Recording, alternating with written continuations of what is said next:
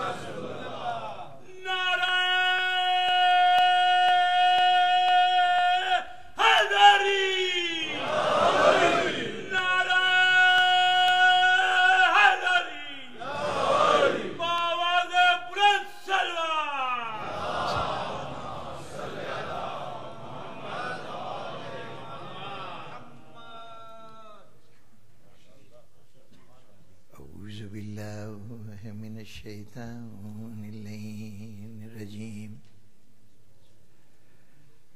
اللہ الرحمن الرحیم الحمد للہ رب العالمین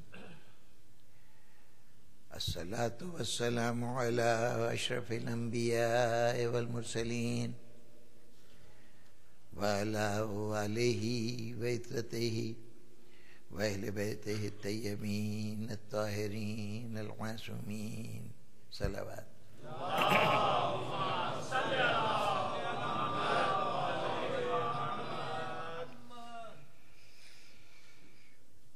سامعین محترم، شیعت کا تعارف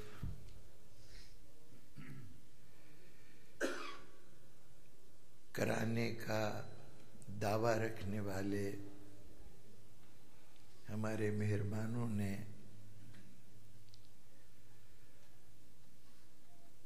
تقریباً متفقہ طور پر لیکن یک طرفہ طور پر یہ دعویٰ کیا کہ شیعت عبداللہ ابن سبا نامی ایک شخصیت کی بنائی ہوئی تنظیم کا نام ہے۔ کچھ نے کہا کہ شیعت کا نقطہ آغاز ہی عبداللہ ابن سبا تھا،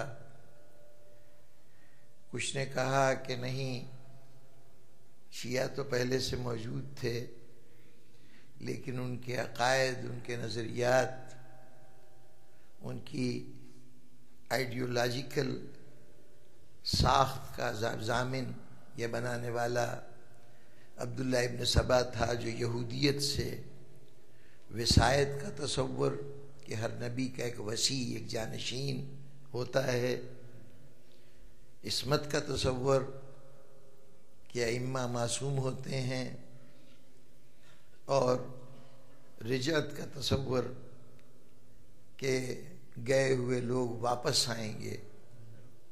یہ نظریات شیعوں میں جو پیدا ہوئے ہیں تو وہ اس عبداللہ ابن سبا کے پیدا کردہ ہے۔ اس عبداللہ ابن سبا کی شخصیت کو سمجھنے کے لیے ہم نے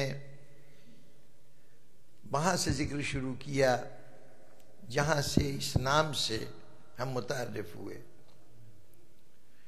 ایک شخصیت سیف ابن عمر نام کی بنو تمیم کی ایک شاخ بنو عمر سے تعلق رکھنے والا شخص، سن پیدائش معلوم نہیں، پہلی صدی کے، سن ہجری کے پہلی صدی کے آخری ایام میں، یعنی آخری چوتھائی میں کسی وقت پیدا ہوا۔ تاریخ وفات معلوم ہے 157 ہجری 157، جب ہارون رشید کا زمانہ تھا، اس وقت اس کا انتقال ہوا۔ یہ اصلاً کوفے کا رہنے والا تھا، لیکن اس کی زندگی کا بیشتر حصہ بغداد میں جو دارالحکومت تھا بنو عباس کا، وہاں پہ گزرا۔ اس کا مشغلہ عمراء صاحبان حیثیت لوگوں کو دلچسپ کہانیاں سنانا، ان کا دل بہلانا، یہ معمول تھا۔ اس نے 2 تاریخی ناول تصنیف کیے، ایک کا نام فتوح تھا اور دوسرے کا نام جمل تھا۔ فتوح ان واقعات پر مشتمل ہے کہ جن کا جو ان جنگوں پر کہ جو حضرت ابوبکر کے دور میں اور حضرت عمر کے دور میں ہوئیں۔ اور جمل ظاہر ہے کہ حضرت عثمان کے قتل اور اس کے بعد حضرت عائشہ اور جناب امیر علیہ السلام کے درمیان ہونے والے تصادم کے بیان کے اوپر منحصر ہے۔ جو میں کہہ رہا ہوں کہ یہ ناول ہے، شاید اس حوالے سے ان کتابوں کا ذکر اس سے پہلے چونکہ نہیں ہوا ہے، اس لیے پہلے وضاحت کر دوں کہ میں ان کو ناول کیوں کہہ رہا ہوں۔ جو تاریخی ناول کے بنیادی اجزاء ہوتے ہیں ان کی سب سے بڑی خصوصیت یہ ہوتی ہے کہ ان میں مرکزی کردار، پس منظر، جو بیک گراؤنڈ ہوتا ہے وہ تاریخ کے جانے پہچانے واقعات اور جانی پہچانی شخصیتیں ہوتی ہیں۔ ناول نگار ان شخصیتوں کو بیک گراؤنڈ میں رکھتے ہوئے کچھ کردار اپنے طور پر تخلیق کرتا ہے جو کہانی میں دلچسپی کا باعث بنتے ہیں، اور انہی کے عروج و زوال کو ایک فنی اعتبار سے ترتیب دے کر وہ اسے لوگوں کے لیے دلچسپی کا سامان بناتا ہے۔ اس دوران میں وہ جو فرضی کردار ہوتے ہیں وہ حقیقی کرداروں سے ان کا رابطہ بھی ہوتا ہے، ان سے بات چیت کرتے بھی دکھاتا ہے، ان کے واقعات میں ان فرضی کرداروں کا حصہ بھی ہوتا ہے، اور اس طرح کہانی آگے بڑھتی جاتی ہے۔ اس نے جو 2 کتابیں لکھی اس کا پس منظر اس زمانے کی ہونے والی جنگیں، جس کے لیے حضرت ابوبکر کے زمانے کی جو جنگیں تھیں ان کے لیے کہا گیا کہ یہ ارتداد، کچھ لوگ اسلام چھوڑ چکے تھے ان سے جنگ ہوئی تھی، یا مانعین زکوٰۃ سے جنگ ہوئی تھی، اور پھر اس کے بعد حضرت عمر کے زمانے میں سرحدوں پر جا کر یعنی بالخصوص ایران کے ساتھ جنگیں ہوئی تھیں، اور ایران کی فتح کا ایک بڑا حصہ ان کے دور حکومت میں ہو چکا تھا۔ تو یہ جتنے مقامات تھے یہاں سے تعلق رکھتے ہوئے اس پس منظر میں اس نے اپنی کتاب کا آغاز کیا۔ چونکہ خود بنو تمیم کی شاخ بنو عمر سے تعلق رکھتا تھا، اور بنو تمیم اولاد بنو مدر تھے، میم زواد رے، نتیجتاً اس نے جو ہیرو چنا اپنی کتاب کے لیے وہ ہیرو اپنے قبیلے سے اور اپنے خاندان کے فرد کو قرار دیا۔ قعقاع ابن عمر اس کا ایک ہیرو تھا، اور اس کے ساتھ اس کا بھائی عاصم ابن عمر، یہ دونوں بڑے نمایاں طور پہ نظر آتے ہیں۔ اس نے کوشش کی کہ اس کے ہیرو ہر اس انسانی صفت کو اپنے اندر رکھتے ہوں جو انہیں عام لوگوں سے ممتاز کر سکیں، چنانچہ جیسے اس زمانے کے تاریخی ناولوں میں ہوتا ہے اور آج کے بھی تاریخی ناولوں میں اسی نوعیت کی باتیں ہوتی ہیں کہ عوامی دلچسپی کے لیے جو بھی باتیں ہوں ان سب کو شامل کر لیا جائے، قدم قدم پہ ہونے والے معجزات، ناقابل تصور واقعات، کردار جس میدان میں قدم رکھے وہاں کامیابی اس کا قدم چومے، ہر دشمن کو قتل کرتا ہوا، مار دہاڑ سے بھرپور، بڑی تیزی سے کامیابی کی منازل طے کرتا ہوا۔ چنانچہ اس کے ہیرو ان تمام صفات سے مزین ہیں۔ ان ہیروز کی کیفیت یہ ہے کہ میدان میں جاتے ہیں تو کبھی صحرا سے گزرتے ہوئے ان کے لیے جب پیاس کی حالت ہوتی ہے، پانی کی سبیل نہیں ہوتی، تو اچانک پانی کہیں سے برآمد ہو جاتا ہے، بہتا ہوا دریا یا نہر سامنے آ جاتی ہے، اور پانی پی کے جیسے ہی فارغ ہوتے ہیں وہ دریا نگاہوں سے اوجھل ہو جاتا ہے۔ ہیرو قعقاع ابن عمر اپنے گھوڑے کو سمندر کے اندر یا دریا کے اندر ڈالتا ہے اور پانی کی سطح کے اوپر گھوڑا چلتا ہوا آگے بڑھتا ہے، خود بھی پانی کے اوپر سے گزر جاتا ہے اور اپنے پیچھے پوری فوج کو اشارہ کرتا ہے، وہ بھی پانی کے اوپر چلتی ہوئی دوسرے کنارے پہ پہنچ جاتی ہے۔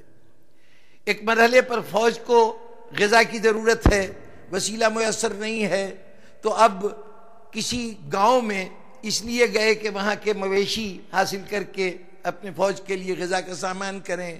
گاؤں والوں نے اپنی گاؤں کو گائے بیل ان کو اٹھا کے ان کو لے جا کے پہاڑوں کے غاروں کے اندر چھپا دیا کہ کہیں یہ فوجی ہم سے چھین نہ لیں. تو جب یہ وہاں پہ پہنچے تو وہاں پر گاؤں والوں نے کہا ہمارے پاس مویشی نہیں ہے کہ آپ کو دے سکیں. تو غاروں میں چھپی ہوئی گایوں نے آواز دے کے کہا کہ ہمیں یہاں غاروں میں چھپایا گیا ہے، اور چنانچہ وہ برآمد کر کے اس فوج کے حوالے ہو گئی. یہ قعقاع ابن عمر کی کیفیت یہ ہے کہ اگر جنگ شام کے سرحدوں پہ ہو رہی ہے تو یہاں اس کو بلا لیا جاتا ہے اور یہاں وہ کشتوں کے پشتے لگا دیتا ہے، بے پناہ بہادری کے مظاہرے کرتا ہے. اگر ایران میں کسی جگہ پہ فتح نہیں ہو رہی تو وہاں سے اس کو بلایا جاتا ہے اور وہ فوراً ایران کی سرحد پہ پہنچ جاتا ہے اور وہاں بھی عظیم فتوحات سر انجام دیتا ہے. جب کبھی میدان جنگ میں جاتا ہے تو ہزاروں سے کم انسان نہیں مارتا.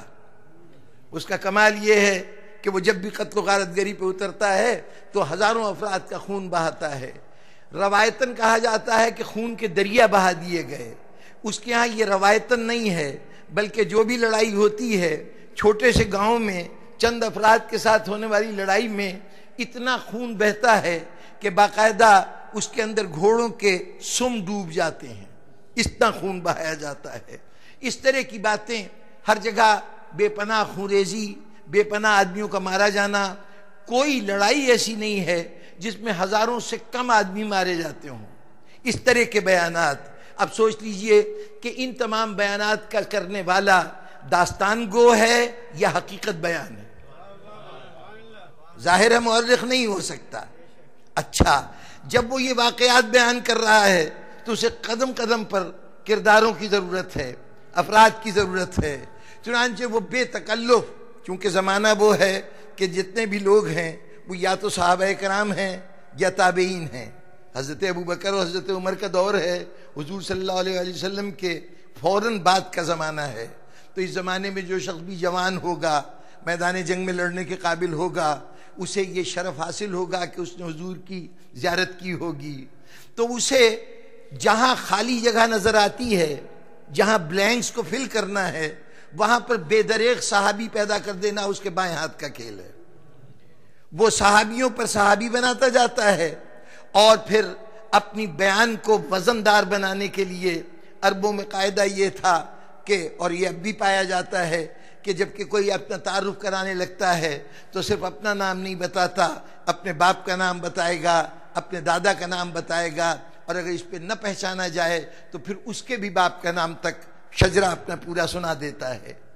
وہ یہ کیفیت وہاں پہ بھی ہے کہ جس آدمی کا بھی ذکر کرتا ہے اس کا شجرہ بھی بیان کرتا ہے کہ یہ فلاں کا بیٹا تھا، فلاں کا بیٹا تھا. پھر اس کے ساتھ ساتھ وہ کبھی کبھی اس کا ملاقات بارگاہ رسالت میں بھی اسے لے جاتا ہے، صحابی ہے ظاہر ہے، تو چنانچہ حضور سے بھی گفتگو کرتا ہے. اب وہ حضور بھی اس سے کچھ کہتے ہیں اور جو حضور کہتے ہیں اس کی حیثیت حدیث کی ہے. تو چنانچہ بہت سی حدیثیں بھی اس کے ذریعے سے ہم تک پہنچی، یعنی قول رسول بھی ہم تک پہنچا. اس طرح سے اس نے جو کچھ کیا اتنے عرصے سے تاریخ کے پردے میں، بظاہر سیدھی سی بات تھی کہ جو شخص ناول نگار ہے، قصے کہانی بیان کر رہا ہے، وہ محققین کے لیے، مورخین کے لیے، محدثین کے لیے کوئی اہمیت نہیں رکھے گا. آج ہم جانتے ہیں کہ ہمارے ہاں ایک داستان امیر حمزہ ہے، ہمارے ہاں بھی ہے، فارسی کے اندر بھی پائی جاتی ہے کہ حضرت حمزہ کو مرکزی کردار بنا کر ایک پوری کہانی ترتیب دی گئی. اس کا آغاز حضرت عبد المطلب کے گھر میں حضرت حمزہ کی پیدائش سے ہوتا ہے. انتقال پھر حضرت حمزہ کی شہادت ہوئی تھی جنگ احد میں، تو وہاں پر جا کے ناول کا خاتمہ ہوتا ہے. لیکن درمیان میں حضرت حمزہ طلسم ہوشربا، یعنی 7 مختلف مدارس تھے اس طلسم کے، ان کو طے کرتے ہیں. جنوں، دیووں اور بھوتوں سے لڑائیاں ہوتی ہیں اور مختلف کرامات و معجزے ہوتے ہیں. حضرت حمزہ کے صرف ایک بیٹی تھی کل اولاد، لیکن ماشاءاللہ سے اس کے درمیان جس علاقے کو فتح کرتے ہیں وہاں پہ ایک شادی کرتے ہیں، وہاں پر اولاد پیدا ہوتی ہے اور نتیجتاً شہزادوں کی پوری فوج ہے جس کے مختلف اوقات پہ مختلف جنگوں کی قیادت ان کے حوالے کی جاتی ہے۔ اب آج اگر کوئی شخص اٹھے اور یہ کہے کہ جناب اس کے اندر یہ واقعہ لکھا ہے تو یہ واقعہ ایک تاریخی حقیقت رکھتا ہے، تو ہر شخص اس کا مذاق اڑائے گا۔ وہ یہی کہے گا نا کہ یہ ایک داستان ہے، اس نے اپنے طور پر کردار تو تاریخ سے لیے ہیں لیکن داستان تاریخی نہیں ہے۔ اب آج کے عہد میں جو چیز عیب سمجھی جاتی ہے، 157 ہجری تک، اس کے وقت انتقال تک وہ ایک داستان گو تھا، لیکن 400 ہجری تک پہنچتے پہنچتے اس کی حیثیت ایک محقق کی ہو گئی، ایک عالم کی ہو گئی۔ اب جو شخص مورخ قلم اٹھا رہا ہے تو اس کو جب یہ دیکھتا ہے، مثلا صحابہ کے اوپر جو کتابیں لکھی جا رہی ہیں، ان کو پورے تاریخ عرب میں، عرب کی تمام کتابوں میں جو اس وقت تک ذخیرہ موجود تھا، اتنے صحابہ نہیں ملے جتنے اس کی کتاب کے اندر درج تھے۔ اب اگر اپنی کتاب کو وزندار بنانا ہے، اپنی تحقیق کو لوگوں کی نگاہوں میں معزز اور محترم بنانا ہے، تو ان سب افراد کا تذکرہ کر دیا جائے۔ چنانچہ وہ فرضی صحابہ، ان کو اس کتاب کی زینت بنایا گیا، جس نے تاریخ لکھی اس نے ان کو زینت بنایا۔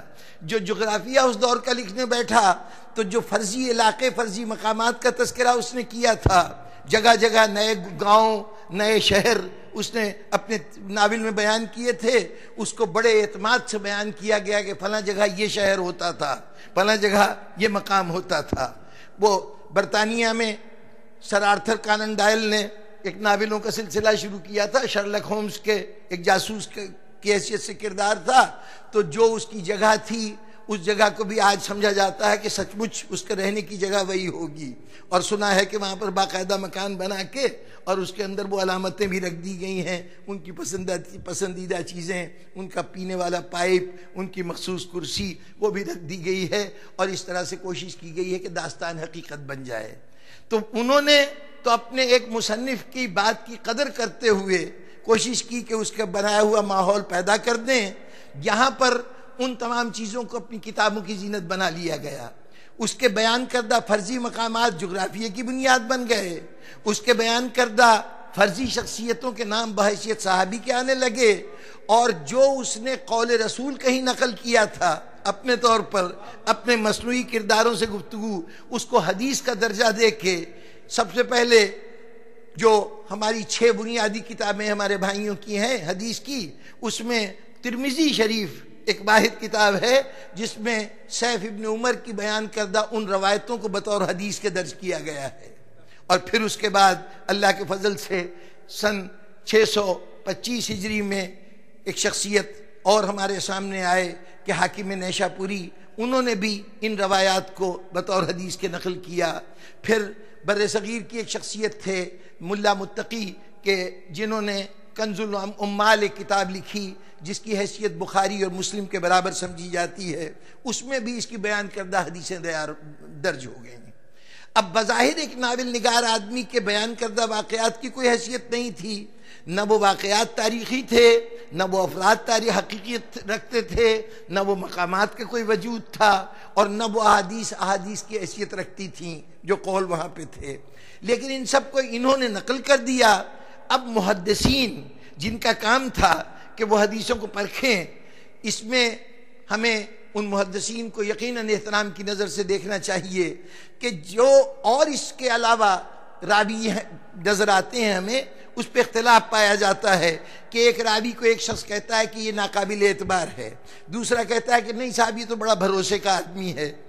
عام طور پر جو علم رجال کی کتابیں ہیں، وہ علم کے جو ان شخصیتوں کے کردار سے بحث کرتا ہے، اس میں عموماً اختلاف پایا جاتا ہے کہ ایک راوی کو ایک نے کہا یہ مستند ہے، یہ قابل وثوق ہے، اس کے اوپر بھروسہ کیا جا سکتا ہے، دوسرے نے اسی راوی کی دوسرے نے نفی کر دی اور کہا کہ نہیں یہ قابل اعتبار نہیں ہے۔ لیکن یہ ایک دلچسپ بات ہے کہ جتنی کتابیں بھی راویوں کے موضوع پر لکھی گئیں، علم رجال کی جتنی کتابیں ہیں، یحییٰ ابن معین، حافظ یحییٰ ابن معین کی شخصیت سے لے کر اور جلال الدین سیوطی تک جتنے عالم گزرے ہیں ان سب نے سیف ابن عمر کو جھوٹا، ناقابل اعتبار، حتیٰ کہ باتیں گھڑنے والا، کہانیاں بنانے والا، اور اس کو زندیق تک یعنی دائرہ اسلام سے خارج تک قرار دیا ہے۔ اتفاق ہے تمام راویوں کا، تمام محدثین کا کہ یہ ناقابل اعتبار ہے۔ اب ایک طرف تو کہتے ہیں کہ یہ ناقابل اعتبار ہے، دوسری طرف اس کی روایتوں کو نقل بھی کرتے ہیں، اس لیے کہ اس کی روایتیں نقل نہ کریں تو کتابیں موٹی نہیں ہوتی، اتنے علم کا اظہار نہیں ہوتا۔ ماشاءاللہ دیکھیے کتنے بہت سے راویوں کا تذکرہ کر دیا، کتنے بہت سے صحابیوں کا تذکرہ کر دیا۔ خدا غریق رحمت کرے ہمارے دنیا شیعت کے ایک عالم جناب مرتضیٰ عسکری صاحب، بغداد سے تعلق تھا، عراق سے تعلق تھا، ابھی چند سال پہلے ان کا وصال ہوا ہے۔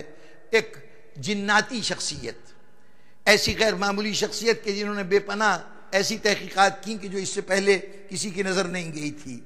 انہوں نے سیف ابن عمر کے بیان کردہ روایتوں کو سامنے رکھ کر اس میں سے 150 ایسے صحابی نکالے ہیں، 150 صحابی کہ جن کا تاریخ میں کوئی وجود حقیقت تھی ہی نہیں۔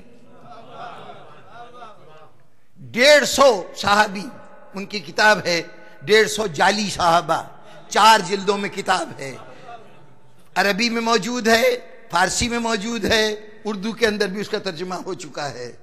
آج کی دنیا میں وہ ایک چیلنج بن کر خود انہوں نے اپنی کتاب کو جامع ازہر کے بڑے جید علماء استاد ابو ریہ ایک بہت بڑی شخصیت ہیں، ان کو یہ کتاب دی اور استاد ابو ریہ نے اس کتاب کا تذکرہ اپنی کتاب میں کیا ہے کہ یہ کتاب تو ہمارے پاس آئی ہے۔ اس کتاب کا واحد آج تک ایک جواب یہ دیا گیا، ایک جواب صرف یہ دیا گیا کہ جناب ٹھیک ہے کہ یہ ایک قصہ گو تھا، جھوٹی باتیں بیان کرتا تھا، لیکن اب ضروری تو نہیں کہ جو بات کہی وہ سب جھوٹ ہو۔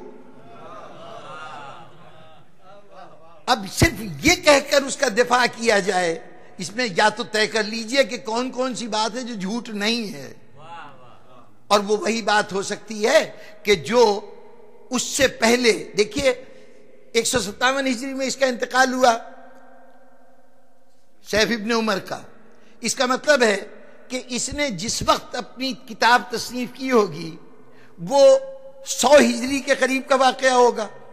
اس سے بعد کی بات ہو سکتی ہے نا، پہلے کی تو نہیں ہو سکتی۔ 157 میں اگر اس کی ڈیتھ ہوئی ہے تو جب کتاب لکھ رہا ہوگا، جوانی کے زمانے میں لکھ رہا ہوگا، تو وہ 100 جو سوا سال ہوگا اس کے بعد ہی کی کوئی تاریخ ہوگی، پہلے کی تو نہیں ہوگی۔ چنانچہ ہم اس نتیجے میں پہنچتے ہیں کہ 100 سال تک یہ اس وقت دنیا میں آیا جب ان واقعات کو 100 سال گزر چکے ہیں جس کا وہ بیان کرنے جا رہا ہے۔ جی جن صحابہ کا ذکر کر رہا ہے ان کو گزرے ہوئے بھی کافی سال گزر چکے ہیں، ان واقعات کو بھی گزرے ہوئے کافی سال گزر چکے ہیں۔ 157 ہجری میں تو کسی صحابی کے وجود کا کوئی تصور نہیں ہے۔ آخری صحابی کم و بیش جو سمجھے جاتے ہیں وہ حضرت جابر ابن عبداللہ انصاری ہیں، جن کا وصال، جن کا انتقال سن 85 ہجری میں ہوا، 85 ہجرہ میں۔ اس کے بعد پھر صحابہ کی جماعت جو تھی وہ ختم ہو گئی، یعنی وہ لوگ کہ جنہوں نے حضور کی زیارت کی تھی ان میں سے کوئی آدمی باقی نہیں رہا۔ تو اب 85 ہجری میں اگر یہ رہا بھی ہوگا تو سوچ لیجئے کہ 157 ہجری میں جس کا انتقال ہوا ہو وہ 85 ہجری میں اگر رہا ہوگا تو کم سن بچہ رہا ہوگا، اس نے کسی صحابی کو نہیں دیکھا۔ اگر اس کی کتاب میں ہزاروں کی تعداد میں صحابی بیان کیے گئے ہیں تو ان صحابہ کا اس سے پہلے کی تصانیف میں کہیں نہ کہیں ذکر ہوگا، کہیں نہ کہیں اس کا بیان ہوگا۔ اگر صورتحال یہ ہو کہ کوئی شخصیت، کوئی واقعہ، کوئی مقام جو اس سے پہلے کسی بھی مورخ نے، کسی بھی محدث نے، کسی بھی مصنف نے کسی جگہ ذکر نہ کیا ہو اور صرف اس کی کتاب میں پایا جائے تو سوائے اس کے اپنے ذہن کی تخلیق کے اس کا کہیں حقیقی وجود نہیں ہوگا۔ چنانچہ 150 صحابیوں کی فہرست جناب مرتضیٰ عسکری صاحب نے 4 جلدوں میں الگ جمع کی ہے، اور وہ کتاب کوئی نایاب کتاب نہیں ہے۔ اب دنیا شیعت کی یہ کتاب کئی مقامات سے شائع ہو چکی ہے، اگر آپ کوشش کریں گے تو آپ کو بھی آسانی سے مل جائے گی۔ اس کے علاوہ 2 کتابیں انہوں نے اور لکھی کہ عبداللہ ابن سبا اور سیف ابن عمر کے بیان کردہ افسانے، اس پر مشتمل 2 جلدوں پر ایک کتاب لکھی، جس میں سیف ابن عمر نے جو واقعات، یعنی وہ جو 150 جعلی صحابی والی کتاب ہے، اس میں اس کے بیان کردہ شخصیتوں کو زیر بحث لائے ہیں کہ کون کون سے فرضی شخصیتیں بیان کی گئی ہیں۔ یہ جو 2 جلدوں پہ کتاب ہے عبداللہ ابن سبا اور سیف ابن عمر کے دیگر افسانے، اس کتاب کے اندر وہ جو جعلی واقعات اس نے بیان کیے ہیں اس کا تذکرہ کیا گیا ہے۔ اچھا، اب یہ تو میں نے تعارف کرایا سیف ابن عمر کا، ابھی جرا نہیں کر رہا ہوں کہ اس کا بیان کردہ واقعات کی حقیقت کیا ہے، لیکن اب سنیے کہ اس نے اپنے ناولوں میں جہاں 2 ہیرو پیدا کیے، قعقاع ابن عمر اور عاصم ابن عمر، جو عجیب و غریب کارنامے کرتے ہیں، وہاں اس کے لیے، اب چونکہ عوام کی قبولیت کے لیے اس کو اپنی تحریر لکھنی ہے، ماسس تک پہنچانا ہے، تو ماسس کے ذہن کی کچھ الجھنیں اس کی بھی دشواری بن رہی ہیں۔ تاریخ میں کچھ ایسے مقامات ہوتے ہیں کہ جہاں پر پہنچ کر عقیدتیں رکھنے والا ان شخصیتوں سے جن کی تاریخ لکھی جا رہی ہے، اس کے پاس اس کی کوئی ایکسپلینیشن نہیں ہوتی، کچھ ایسے مراحل آ جاتے ہیں۔ اب مثلا اگر وہ جنگ جمل کا واقعہ لکھ رہا ہے، اس سے پہلے حضرت عثمان کے آخری ایام کا ذکر کر رہا ہے، تو یہ دیکھ رہا ہے کہ گروہ ہے جو حضرت عثمان کے اوپر بہت سنگین الزامات لگا رہا ہے، مالی بدعنوانی کے، جو بیت المال تھا، جو مسلمانوں کا خزانہ تھا، اس میں کی رقوم کے خرد برد کے الزامات، اپنے عزیزوں کو ایسے عہدوں پہ فائز کرنا کہ جہاں وہ عوام کی قسمتوں سے کھیلیں اور جبکہ وہ اہلیت نہ رکھتے ہوں، حضور صلی اللہ علیہ وآلہ وسلم کے حکم کے مطابق جن لوگوں کو ناپسندیدہ قرار دیا گیا تھا اور اسلامی معاشرے سے دور کیا گیا تھا، ان کو بلا کر مسلمانوں کے تقدیر کا مالک بنا دینا، اس نوعیت کے مسائل تھے۔ یہ کوئی معمولی بات نہیں ہے کہ اس دور میں، یہ آج کے جمہوریت کے دور میں تو آپ کہہ رہے ہیں کہ 7 دسمبر کو ایک اجتماع کیا جائے گا سرزمین امریکہ میں، نیو یارک میں، اس جینوسائیڈ کے خلاف کہ جو دوسرے ممالک کے اندر شیعوں کا ہو رہا ہے۔ اس دور میں اس نوعیت کے کسی اجتماع کا تصور نہیں ہو سکتا تھا۔ اس وقت مصر سے چل کر اگر کچھ لوگ احتجاج کرنے مدینے تک آ سکتے ہیں، کوفے سے چل کر مدینے تک آ سکتے ہیں، تو اس کا مطلب یہ ہے کہ وہ اذیت اٹھانے کے اس مقام پہ پہنچ چکے ہیں کہ اب اس سے زیادہ تکلیف کوئی اور نہیں ہو سکتی۔ ان کا وہاں آ جانا یقیناً وہ منزل ہے کہ جہاں انہوں نے بہت سے مصائب کا سامنا کیا ہے، تکالیف کا سامنا کیا ہے، اور اب وہ اس حد تک آ گئے۔ ظاہر چند افراد اگر اپنے شہر سے چل کے آئے ہیں تو ان چند افراد کا آنا کوئی معمولی بات نہیں ہے۔ یہ لوگ جب آئے ہیں تو اب مورخ جو حضرت عثمان کی فضیلتوں بھی بیان کرنا چاہتا ہے، انہیں عزت و احترام کا مقام بھی دینا چاہتا ہے، اس کے لیے یہ احتجاج، یہ عوامی مظاہرے، اب اس کی ایکسپلینیشن چاہیے۔ اس کا پرابلم یہ ہے کہ اس کی ایکسپلینیشن چاہیے۔ پھر میدان جنگ میں دیکھتا ہے کہ ایک طرف جناب رسالت مآب کا وہ بھائی ہے کہ جس کو حضور کہتے ہیں کہ دنیا و آخرت میں میرا بھائی ہے، جو مسند اقتدار پر اگر بیٹھا ہے تو یہ مسند اقتدار پر اب تک نہ بیٹھنا ان لوگوں کا عیب قرار دیا گیا کہ جنہوں نے اس مسند تک ان کو نہیں جانے دیا۔ اب اگر وہ اقتدار پہ آئے ہیں تو انہوں نے کسی سازش کے ذریعے اقتدار حاصل نہیں کیا، بلکہ وہ حق ہے جو پہلے ان کو ملنا چاہیے تھا، نہیں ملا ہے۔ پھر بنو عباس کا دور حکومت ہے۔ اگر بنو امیہ کا دور ہوتا تو وہاں پر حضرت علی کو مجرم قرار دے دینا کوئی بڑی بات نہ ہوتی، لیکن اب بنو عباس کا دور آ چکا ہے۔ وہ جناب امیر سے چاہے ہمدردی نہ رکھیں، چاہے ان کے لیے جناب امیر قابل قبول نہ ہوں، لیکن بنو امیہ کے مقابلے میں جناب امیر یہ ناممکن تھا کہ وہ بنو امیہ کو قبول کر لیں، کیونکہ انہی کو تو ختم کر کے وہ مسند اقتدار پہ آئے تھے۔ تو نتیجتاً اب یہ بھی ہے کہ جناب امیر کی پوزیشن کو بھی بچانا ہے، دوسری طرف ام المومنین حضرت عائشہ ہیں جن کا اپنا ایک مقام و مرتبہ ہے، ان کی بھی پوزیشن کا احترام کرنا ہے۔ تو اب جنگ بھی ہو رہی ہے، 10,000 آدمی بھی اس جنگ میں مارے جا رہے ہیں، ایسی صورت میں کیا جسٹیفیکیشن ہو اس لڑائی کی کہ جس سے دونوں بچ جائیں، نہ علی پہ حرف آئے نہ حضرت عائشہ مجرم قرار پائیں، تو کوئی صورت نکالی جائے۔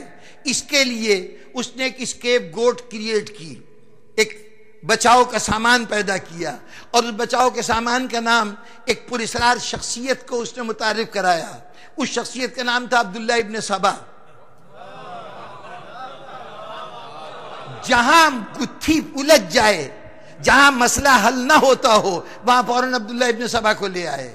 جب دیکھا کہ مدینے کے اندر لوگ آئے ہیں تو اب یہ نہیں کہا جا سکتا کہ یہ حضرت عثمان کے کوئی قصور تھا یا کوئی غلطی تھی جس کے احتجاج کے لیے لوگ آئے ہیں۔ انہوں نے کہا کہ جناب وہ ایک شخص تھا، اس کا نام عبداللہ ابن سبا تھا۔ عبداللہ ابن سبا یعنی یمن کا رہنے والا تھا، سبا یمن کا دوسرا نام ہے۔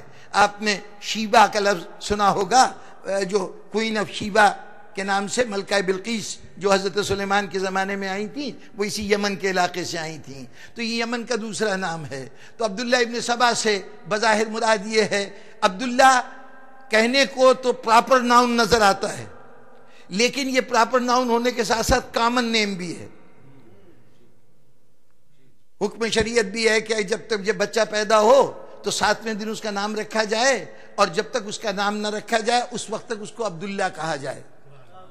عربوں کے ہاں جو باقاعدہ خط و کتابت ہوا کرتی تھی بعد ماضی میں، وہ چاہے ادھر کے لوگ ہوں یا ادھر کے لوگ ہوں، عام طور پر یہ شروع کرتے تھے کہ یہ عبداللہ فلاں کی طرف سے، عبداللہ فلاں کے نام، یعنی عبداللہ اللہ کے بندے فلاں کی طرف سے، اللہ کے بندے فلاں کے نام، ہر نام کے ساتھ عبداللہ لگ جاتا تھا۔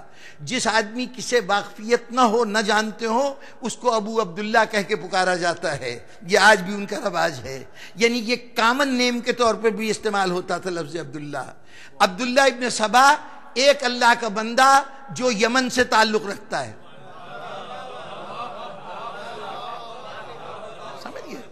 یہ نام کو اس طرح سے، اب چونکہ فنکار آدمی تھا نا، اس نے ایسا نام چنا کہ جو نام اپنے طور پر بظاہر آپ کو پراپر ناؤن نظر آئے، لیکن وہ ایک کامن ناؤن کے طور پر اس نے یہ وضع کیا۔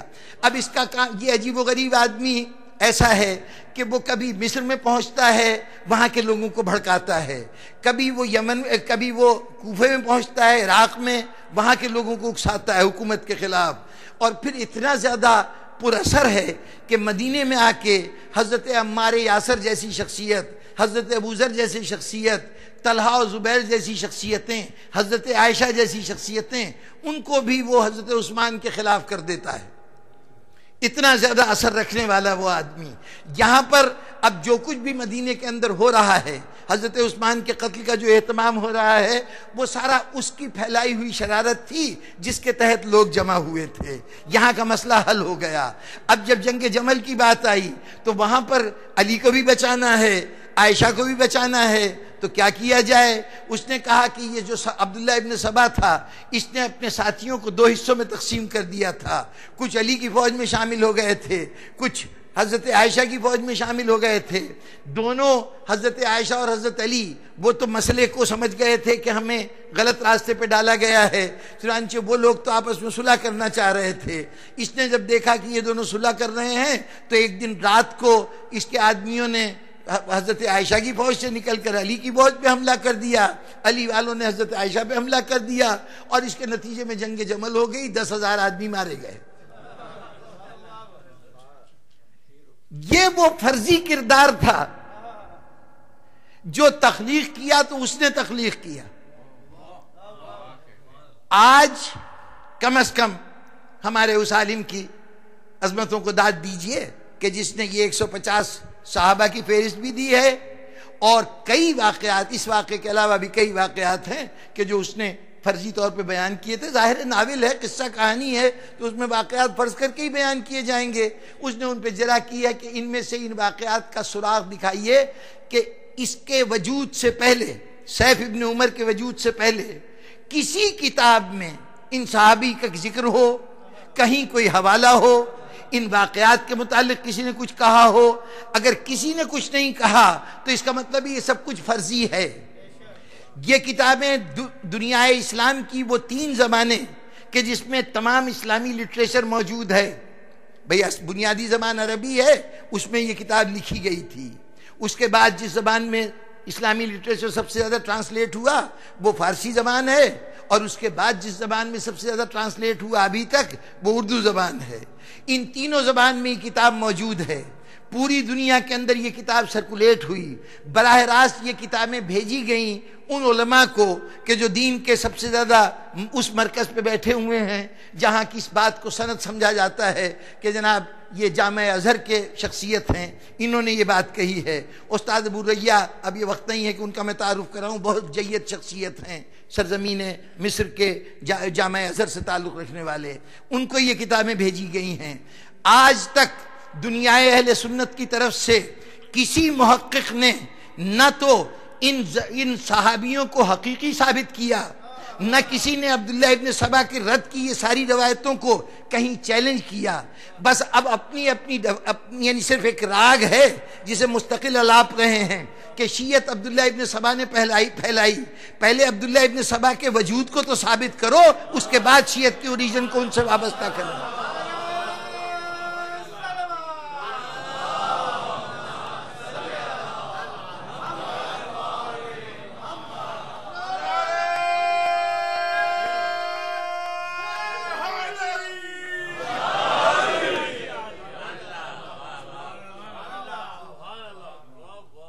ابھی بہت سی باتیں ہیں کہ اس روایت کے اوپر اس کا تجزیہ کیا جائے، اس کا دیکھا جائے کہ یہ عبداللہ ابن سبا کا کوئی وجود ہے یا نہیں. لیکن ابھی اس مرحلے پر صرف اتنی سند عرض کر دوں کہ ڈاکٹر طٰہٰ حسین جو سرزمین مصر کے بہت بڑے عالم، انہوں نے علی و فرزندان علی کے نام سے کتاب لکھی. انہوں نے بڑی اہم کتابیں تصنیف کی ہیں، بڑا مقام ہے ان کا، بڑے عظیم محققین میں شمار ہوتے ہیں. اب اس دنیا میں موجود نہیں ہیں، لیکن ڈاکٹر طٰہٰ حسین کی کتاب علی و فرزندان علی، اس کے اندر انہوں نے کہا کہ یہ عبداللہ ابن سبا یہ محض کردار کسی داستان گو نے صرف اس لیے تخلیق کیا ہے کہ وہ علی اور ان کے ماننے والوں کے خلاف لوگوں کے ذہنوں کو آمادہ کر سکے یا ان کو چڑھا سکے کہ دیکھو تم ان کے بنائے ہوئے ہو، ورنہ اس کی کوئی حقیقت نہیں ہے. استاد ابو ریا نے ان کی کتابیں پانے کے بعد انہوں نے کہا کہ یہ کتابیں بڑی عجیب و غریب کتابیں ہیں، حیران کر دینے والی کتابیں ہیں. جب جناب مرتضیٰ عسکری صاحب کی کتابیں استاد ابو ریا کے پاس گئیں تو انہوں نے، محمود ابو ریا ان کا نام ہے، یہ وہاں کے جو بڑے اساتذہ ہیں صاحبان علم ہیں ان میں شامل ہے. انہوں نے علم حدیث پر خاص طور پر ایک کتاب لکھی ہے اور اس کا نام ہے، اس کا اردو ترجمہ الاسواء الحدیث اس کا نام ہے. اس کا اردو ترجمہ یہ سمجھ لیجئے کہ حدیث پر روشنی ڈالنا، اس کو نمایاں کرنا. اس کتاب کے اندر انہوں نے بڑی بحثیں کی ہیں، وہ بھی اپنے طور پر ایک دلچسپ کتاب ہے. اس کی یہ کل میں نے تذکرہ کیا تھا کعب الاحبار کا، اس کا اگر تعارف صحیح طور پر پڑھنا ہے تو استاد محمود ابو ریا کی کتاب پڑھیے کہ کعب الاحبار کیا تھا. یہ عبداللہ ابن سبا کی کہانی ہے، وہ حقیقت ہے، اور یہ کہانی اس حقیقت کے مقابلے میں بالکل کمزور پڑ جاتی ہے. وہ کعب الاحبار ایک وجود تھا، اس کی داستانوں کو، اس کے قصے کہانیوں کو لوگوں نے حدیث کا مرتبہ دیا. صحیح بخاری جیسی کتابوں نے اور حضرت ابو ہریرہ جیسے راویوں نے، عبداللہ ابن عمر جیسے راویوں نے، عبداللہ ابن عباس جیسے راویوں نے اس کعب الاحبار سے روایتوں کو لے کے نقل کیا. روایتیں دنیا جہان کے بے سروپا قصے اسلام کے نام سے بیان کر دیے گئے. بخاری شریف کی بیان کردہ ایک روایت کہ اگر کہیں مکھی گر جائے کھانے میں اور اس کا ایک پر ڈوبے تو دوسرے پر کو بھی ڈبو دو. حضور فرما رہے ہیں نعوذ باللہ، دوسرے پر کو ڈبو دو، کیونکہ اس کے ایک پر میں زہر ہوتا ہے، دوسرے پر میں تریاق ہوتا ہے. تو پتہ نہیں تمہارا جو پر ڈوبا ہے اس کا وہ زہر تھا یا تریاق تھا، تو دوسرے کو بھی ڈبو دو اس کے اندر. یہ ایک حدیث بیان کی گئی. ایک حدیث یہ بھی بخاری شریف کی حدیث ہے کہ حضرت موسیٰ کے پاس ملک الموت آیا اس اللہ کے حکم کی تعمیل کرانے کے لیے کہ روح قبض کرنے آیا ہوں.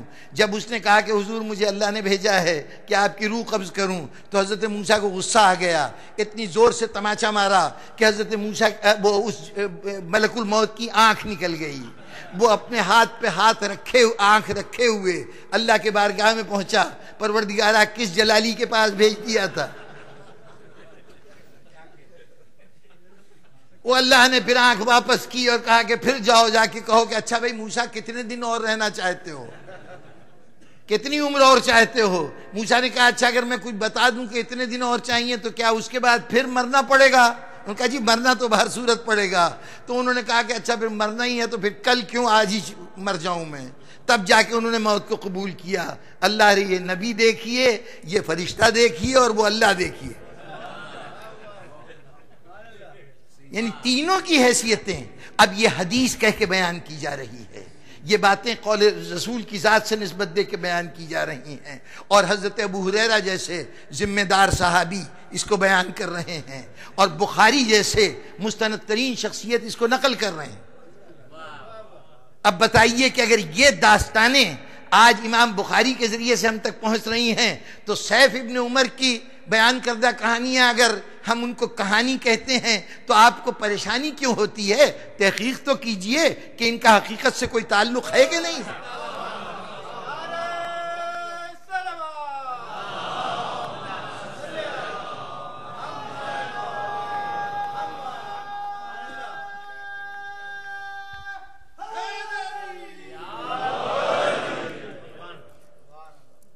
اگر اس عہد کی تاریخ اٹھا کے دیکھیے, یعنی کتابیں تو بڑی دور کی بات ہیں, سیف ابن عمر سے پہلے کتابیں تو بڑی دور کی بات ہیں.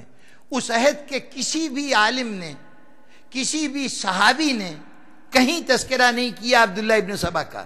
ایک طرف اتنا متحرک, اتنا فعال, اتنا ایکٹیو انسان کہ جو پورے علاقوں میں جا کر دیکھیے, اس زمانے میں نہ اخبار تھا, نہ ٹی وی تھا, کمیونیکیشن کا کوئی ذریعہ موجود نہیں ہے, person to person direct contact ہو, اس کے علاوہ اور کوئی صورت نہیں.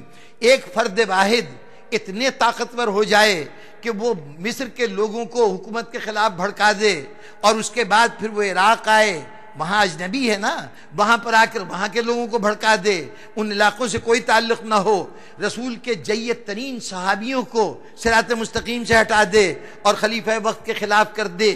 یہ سب کچھ کرنے والا وہ عجیب و غریب آدمی کہ کوئی کسی کی صحابی کی تو نظر پڑی ہوتی اس پہ, کوئی تو ذکر کرتا کہ یہ شخص کیا کرتا پھر رہا ہے, کہیں کم از کم باتوں میں بیان ہی ہو جاتا کہ یہ عبداللہ ابن سبا کہاں کا رہنے والا ہے, کوئی کسی سے پوچھ لیتا کہ اس کا پتہ کیا ہے. جب پوری تاریخ میں کسی صحابی کی زبان پر اس کا نام تک نہ آئے تو اس کا مطلب یہ ہے جن صحابیوں کو خلق کیا گیا ہے وہ بھی مصنوعی ہیں, اور جس اس ولن کو کریٹ کیا گیا ہے یہ بھی مصنوعی ہے. یہ اس کے بچاؤ کا ایک سامان تھا. بزرگان محترم, اس کو آپ دیکھ کر اندازہ لگا لیجئے کہ تاریخ کے اندر کیا کچھ ہوتا رہا ہے. آج یہ کہانیاں ہمارے لیے تاریخ بن گئی ہیں, آج وہ بیان کی ہوئی روایتیں حدیث بن گئی ہیں. کیوں؟ اس لیے کہ چند افراد ہیں جو اتنے اچھے لگتے ہیں کہ ان کو بچانے کے لیے ہر جھوٹ ہمارے لیے قابل قبول ہے. ایسی صورت میں کیا یہ معجزہ حیران کر دینے والا نہیں کہ سرزمین عرب کے ایک ویران گوشے پر جہاں آبادیاں بہت دور ہیں, وہاں پر چند افراد کا ایک گروہ ہے, اسے ایک کثیر جماعت نے گھیر لیا ہے اور اسے منصب شہادت تک ان کو پہنچا دیا گیا ہے, مارے گئے. آج دنیا کے اندر کسی ایسے مقام پر, کسی ایسے مقام کو چھوڑیے, کسی بھی جگہ ہونے والے کسی ایک ایسے واقعے کو کہ جو ایک دن کا واقعہ ہو, جتنی جزیات آج کربلا کی موجود ہیں دنیا میں کسی اور ماضی کے واقعے کی اتنی تفصیلات موجود نہیں. ایک ایک لمحے کی خبر, ایک ایک لمحے کی خبر. جناب والا کبھی موقع ہوا تو عرض کروں گا کہ یہ اس عظیم شخصیت کا کارنامہ تھا جس کا نام حسین تھا, کہ جس نے یہ اہتمام کیا تھا کہ اس کی ایک ایک جز دنیا آنے والی انسانیت تک منتقل ہو جائے, اس کے اچھوں کا تذکرہ بھی منتقل ہو جائے, اس کے بروں کا تذکرہ بھی منتقل ہو جائے. اس واقعے کے ہمارے پاس ذرائع موجود ہیں, ہم تک کیسے پہنچے تفصیلات موجود ہیں. اس کی اس تفصیل کے مقابلے میں بھی یہ کوشش ہو رہی ہو کہ کسی صورت سے یزید کو بچا لیا جائے, کسی صورت سے ابن زیاد کو بچا لیا جائے, کسی صورت سے ان فوجوں کو بچا لیا جائے جو کربلا میں حسین سے لڑتی رہی ہیں, ان کے کرداروں کو بچا لیا جائے. امام بخاری عمر ابن سعد سے روایتیں نقل کرتے ہیں, احادیث کی روایت کرتے ہیں, اور کہتے ہیں اور کوئی خرابی نہیں تھی، بس ذرا سے کربلا میں امام حسین سے جھڑپ ہو گئی تھی، واحد قصور بس اتنا سا تھا کہ کربلا میں یزید کے فوجوں کو لیڈ کر رہا تھا. یہ معمولی بات تھی، یہ تو چھوڑیے، اس کی کوئی اہمیت نہیں، ویسے بڑا قابل اعتبار تھا اور اس کی بیان کردہ حدیث کو قابل قبول سمجھنا چاہیے. امام بخاری کے راویوں میں عمر ابن سعد جیسی شخصیتیں شامل ہیں.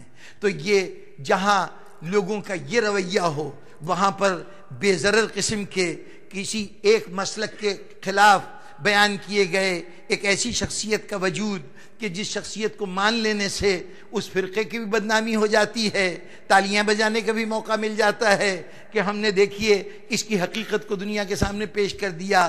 وہ جھوٹ جو میرے کسی جذبے کی تسکین کرتا ہو، اس کو قبول کرنے میں تو کسی کو زحمت ہوتی ہی نہیں. بھئی دوست کے متعلق بری خبر ماننا بڑا مشکل ہے اور دشمن کے متعلق اچھی بات ماننا مشکل ہے، اور دنیا کا آسان ترین کام ہے کہ دشمن کے متعلق کوئی بری بات کہہ دے. جس سے مخالفت ہے، جس کو ہم اپنا غیر سمجھتے ہیں، اگر کسی نے آ کے اس کے جھوٹ کوئی خبر ایسی سنا دی کہ یہ فلاں عیب میں وابستہ ہے، تو ہم سمجھتے ہیں اس سے مستند خبر ہو ہی نہیں سکتی.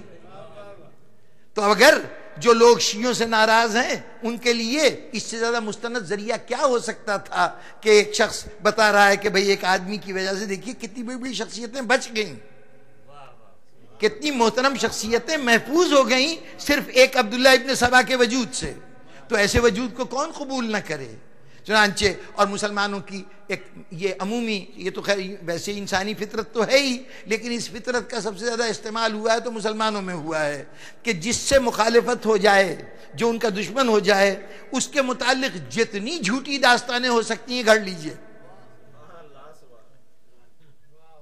ماضی بعید کی بات کروں تو اگر حسن بن صباح کا نام سنا کہ وہ اسماعیلی مسلک کا ایک آدمی تھا، ہمارا اس مسلک سے کوئی تعلق نہ ہوتے ہوئے بھی حسن ابن صباح کے لیے انہوں نے کہا جی اس نے ایک جنت بنا رکھی تھی، اس کے اندر حوریں رکھ رکھی تھیں، اور وہاں پر وہ لوگوں کو اپنے جو ماننے والے تھے ان کو لے کے جاتے تھے اور ان کو بھنگ پلا پلا کے، ان کو افیم پلا پلا کے، نشاور چیزیں دے دے کے ان کو وہاں لے جاتے تھے.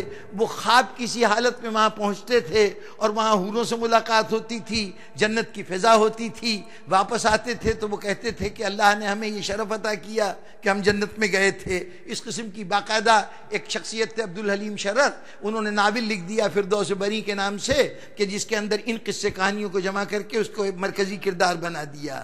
یہ تو ماضی کی بات تھی. دور حاضر کی بات یہ ہے کہ ایک فرقہ پیدا ہوا تھا ہندوستان کے ایک مقام قادیان پر.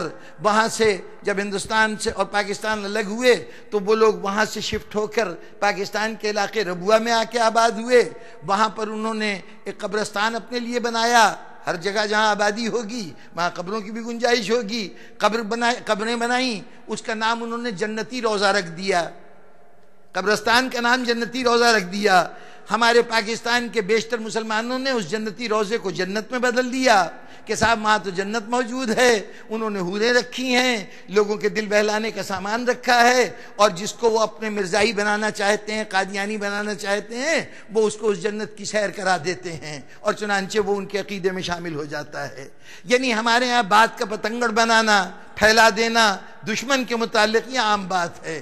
تو اب اگر عبداللہ ابن سبا کو ایک حقیقت سمجھ لیا جائے تو ہمیں کوئی حیرت نہیں ہوتی، اس لیے کہ یہ تو آپ کی اجتماعی عادت ہے. آج بھی اگر آپ مسلم معاشرے میں چلے جائیے تو کون سی برائی ہے جو شیعوں کے ساتھ منسوب نہیں ہے. یہ 9 محرم کو سنی بچے کو پکڑتے ہیں، ذبح کرتے ہیں، اس کا خون اپنے تبرک پہ چھڑکتے ہیں اور اس کے بعد اس تبرک کو کھاتے ہیں. یہ اپنے مردوں کے ساتھ ایسا ناروا سلوک کرتے ہیں کہ اس کو غسل دیتے ہوئے اس کے ساتھ بے پناہ زیادتیاں کی جاتی ہیں. یہ کھانا کھلاتے ہیں تو تھوک کے کھلاتے ہیں. ان کے اتنے بڑے بڑے کان ہوتے ہیں کہ جب کبھی لیٹنا ہوتا ہے تو ایک کان بچھا کے اس پہ لیٹ جاتے ہیں، دوسرے کان سے اپنے جسم کو ڈھانپ لیتے ہیں. اگر آپ جناب تیجانی کی کتابیں پڑھیں گے تو وہ روایتیں جو مراکش میں بیان ہوتی تھیں شیعوں کے خلاف وہ نظر آئیں گی. اگر ہندوستان پاکستان میں جائیں گے تو وہاں کے لوگ ڈھیروں داستانیں آپ کو سنا دیں گے شیعوں کے متعلق. جس کے متعلق اتنا جھوٹ بولا جائے، اگر اس کے ابتدا کے متعلق بھی جھوٹ بول دیا جائے تو ہمیں جھوٹ بولنے والوں پہ حیرت نہیں، اس لیے کہ آپ کی تو عادت ہی ہے کہ اپنے مخالفوں سے تعارف حاصل کرتے ہیں تو جھوٹ کی بنیاد پہ کرتے ہیں، سچائی کی بنیاد پہ نہیں کرتے.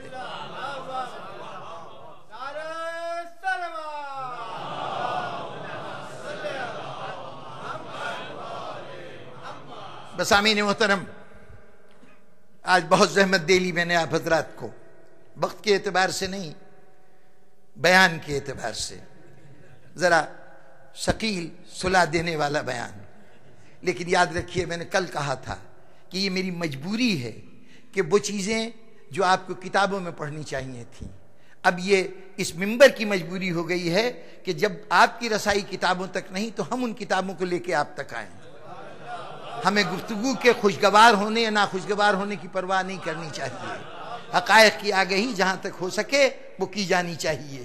چنانچہ ہم اپنا فرض ادا کرتے ہوئے چاہتے ہیں کہ یہ باتیں کانوں میں پڑ جائیں.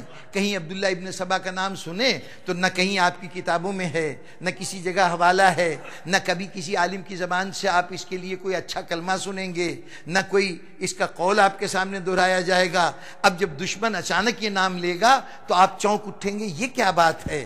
اس کا مطلب ہے کہ ہمیں صحیح بات نہیں بتائی گئی. تو آج سن لیجئے کہ صحیح بات کیا ہے. کل کو دھوکہ کھانے کے بجائے آج سے حقیقت سے آشنا ہو جائیے. اور یہ یاد رکھیے کہ اسلامی تاریخ کو جب اٹھا کے دیکھیے گا تو اس بات کا خیال ہمیشہ رکھیے گا کہ یہ تاریخیں کبھی بھی دیانتداری سے نہیں لکھی گئیں، لیکن بددیانتی جو ہوئی ہے وہ مظلوم کے حق میں نہیں ہوئی ہے، ہمیشہ ظالم کے حق میں بددیانتی کی گئی ہے. اب یہ جملہ کہہ تو دیا ہے میں نے، لیکن وضاحت کروں تو پوری تقریر درکار ہے. اتنا سمجھ لیجئے کہ دیکھیے، مسلمانوں کے لیے سب سے سینسٹیو ایشو جو ہو سکتا تھا وہ چیزیں ہو سکتی تھیں جن کا تعلق رسول کی ذات سے ہو. جی آج بھی آپ دیکھتے ہیں نا، حضور کی توہین ہو جائے تو ہمارا رد عمل کیا ہوتا ہے. اگر رسول کے گھرانے پر اور اس گھرانے پر جس سے رسول اپنے محبت کا بار بار اظہار کر رہے ہوں، یعنی یا تو یہ ہوتا کہ خاندان کے ایسے افراد ہوں جو حضور کی نگاہ میں کوئی حیثیت نہ رکھتے ہوں، حضور ان سے ناراض ہوں، ان کے متعلق اگر کوئی بری بات سامنے آتی ہے تو ہم سمجھ جاتے ہیں کہ برے ہوں گے تبھی تو رسول نے رد کیا. اگر رسول نے نظر انداز کیا تو برے ہوں گے.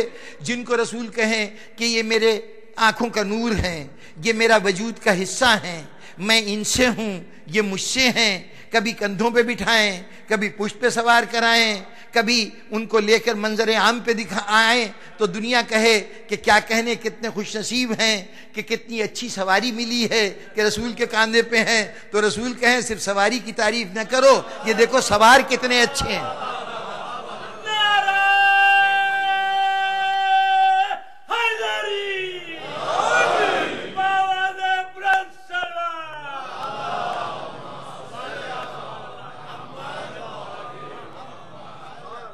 اب ذرا غور فرمائیے کہ آج صورتحال یہ ہو کہ کوئی آدمی حج کر کے آئے تو ہم جاتے ہیں، عقیدت سے اس کا ہاتھ چومتے ہیں، اس کو مبارکباد دیتے ہیں، وہ وہاں سے جو کچھ لے کے آتا ہے اس کو تبرک سمجھ کے قبول کرتے ہیں. کیوں؟ یہ رسول کی نگری سے ہو کے آیا ہے، یہ ان مقدس مقامات سے ہو کے آیا ہے. آج ہماری محبت کا یہ حال ہے. اگر ہمیں کہیں حضور کے نالین مبارک پیر میں پہننے والی جوتی کا اگر نقش مل جائے تو وہ نقش ہم اپنے کاروبار میں اضافے کے لیے اپنی دکانوں پہ لگاتے ہیں، گھروں میں اپنے رحمتوں کے نزول کے لیے اس کے تصویر کو وہاں پہ آویزاں کرتے ہیں، احترام کی نظر سے دیکھتے ہیں. یہ حضور کے جوتیوں کا نشان ہے، حضور کے پیر میں پہننے والی پڑنے والی جوتی کا نشان ہے. کوئی نسبت مل جائے، یہ بال ہے، یہ حضور کا جسم مبارک سے تعلق رکھتا ہے، چنانچہ اس بال کے لیے حضرت بل جیسے باقاعدہ عبادت مقامات مقرر کر دیے جائیں جہاں لوگ اس بال کی جا کے زیارت کیا کریں کہ حضور کے ریش مبارک کا یا سر مبارک کا یہ بال ہے. جو چیز حضور سے نسبت رکھے اس سے مسلمانوں کی عقیدت سمجھ میں آتی ہے. بڑی منطقی بات ہے کہ جس نبی کو نبی مانا ہے، جس سے ہمارے تمام محبت اور عقیدتوں کے رشتے ہیں، اس سے جو چیز وابستہ ملے وہ ہمارے لیے محترم ہو جائے۔ کتنی عجیب بات ہے کہ جس نبی کے جوتیوں کے نشان کو محترم سمجھا جائے، ان رگوں کو بے دردی سے کاٹ دیا جائے جس میں اس رسول کا لہو دوڑ رہا ہے۔ کتنی عجیب بات ہے کہ وہ تمام لوگ ظلم و ستم کا نشانہ بنے۔ ذرا انصاف تو کیجئے کہ حضور نے دنیا میں اگر اقتدار چھوڑا، وہ اقتدار مسلمانوں کے حصے میں آیا، اگر رسول نے ان کو خوشحالی عطا کی تو یہ خوشحالی مسلمانوں کے حصے میں آئی، آل محمد کے حصے میں صرف گردنیں کٹانا آیا اور کسی غیر کے ہاتھوں نہیں۔ اگر کوئی ان میں سے غیر مسلم کے ہاتھوں مارا جاتا تو ہم کہتے کہ یہ ان کی خطا ہے، وہ تو ہمارے دشمن تھے۔ جتنے مارے گئے وہ سب مسلمانوں کے ہاتھوں سے مارے گئے، اور پھر اس پر ستم بالائے ستم یہ کہ آج جب ہم آ کے کہتے ہیں کہ حسین کو یزید نے قتل کیا، امام حسن کو یزید کے باپ نے قتل کیا، ہم جب کہتے ہیں کہ امام رضا کو مامون نے زہر دیا، ایسے تمام موقع پر مسلمان مورخ فوراً کھڑا ہو جاتا ہے، یزید کو کچھ نہ کہیے، اس بیچارے کو تو پتہ ہی نہیں تھا، وہ تو مقامی گورنر نے امام کے قتل کا اہتمام کر دیا تھا۔ دفاع کرنے کی کوشش۔ اگر مامون کی بات ہوتی ہے تو شبلی نعمانی صاحب فرماتے ہیں کہ جناب مامون تو شیعہ تھا، وہ بھلا کیسے امام رضا کو قتل کر سکتا ہے؟ جناب والا مولانا شبلی نے مامون کے اوپر پوری کتاب لکھی ہے المامون، اور اس کے اندر مامون کو ڈیفینڈ کرتے ہوئے کہا کہ یہ بھلا کیسے امام کو قتل کر سکتا ہے، یہ تو شیعہ تھا۔ اگر وہ شیعہ ہوتا تو مولانا شبلی مامون پر کتاب نہ لکھتے، اس امام پر نام لکھتے جس کے قتل کا ذکر کیا جا رہا ہے۔ اگر ان کو شیعت سے کوئی دلچسپی تھی، اور اگر وہ شیعہ ہوتا تو آپ اس کو اپنا موضوع بناتے کب، اس پہ کتاب کب لکھتے؟ آپ نے شیعوں کے اماموں کے حالات تو لکھے نہیں ہیں، ایک شیعہ کے حالات پر کتاب لکھ رہے ہیں، یہ کیسے ممکن ہے؟ اتنی رواداری کی آپ سے توقع نہیں ہے۔ کچھ تھا دال میں کالا کالا کہ جس کی وجہ سے آپ اس کو شیعہ کہہ کے اپنی جان چھڑانا چاہتے ہیں، یہ جرم چھپانے کی کوشش ہے۔ دیکھیے کہ اولاد رسول کے قتل کی، اب پتہ نہیں ایف آئی آر کا لفظ یہاں آپ لوگوں کے لیے آپ آشنا ہے کہ نہیں؟ فرسٹ انفارمیشن رپورٹ، جب آپ کی کوئی جرم ہو جائے تو جب جا کے رپورٹ درج کراتے ہیں تو سب سے پہلے جب اطلاع دی جاتی ہے وہ فرسٹ انفارمیشن رپورٹ ہے۔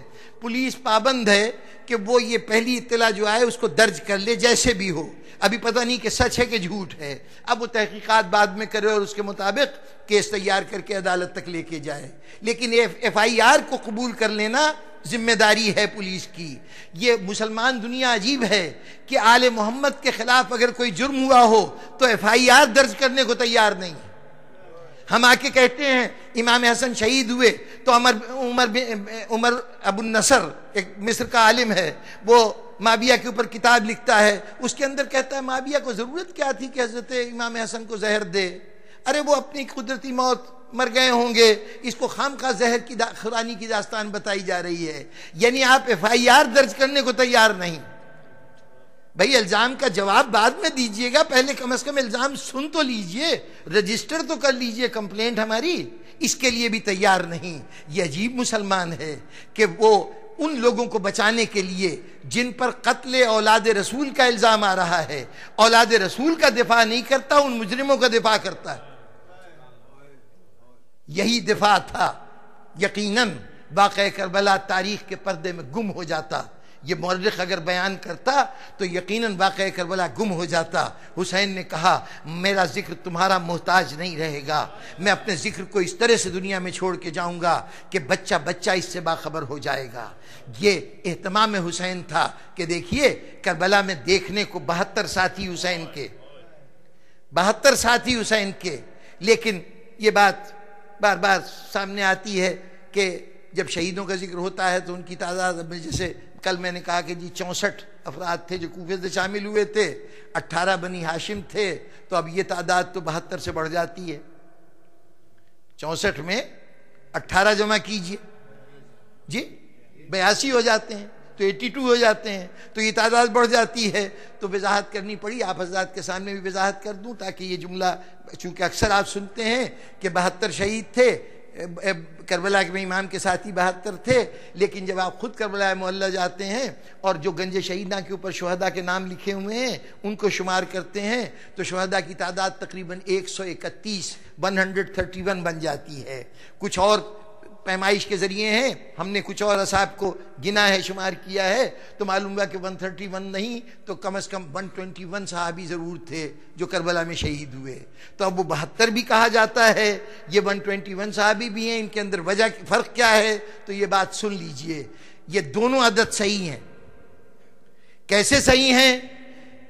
72 نام ہے ان افراد کا کہ جب امام حسین علیہ السلام نے صبح کی نماز کے بعد اپنی جماعت کو باقاعدہ لائنوں کی صورت میں کھڑا کیا ہے تو آپ کی پوری جماعت مشتمل تھی سپاہیوں کی جو میدان جنگ میں لڑنے کے لیے وہاں کھڑے تھے، پوری جماعت جو تھی اس میں 32 وہ لوگ تھے جو امام حسین کی انفینٹری سے تعلق جو امام حسین کی آرمرڈ کور سے وابستہ تھے، یعنی جن کو سوار کہا جاتا ہے، جو گھوڑوں پہ سوار ہو کے جنگ کرتے تھے۔ اور جنگ کا دوسرا طریقہ یہ تھا کہ پیدل جا کے میدان میں جنگ لڑتے تھے۔ یہ دونوں ٹیکنیکس الگ الگ تھیں دونوں کے لڑنے کی۔ تو امام کے فوج میں 32 سوار تھے اور 40 پیادے تھے، 40 پیدل تھے اور 32 سوار تھے، یہ مل کے بنے 72۔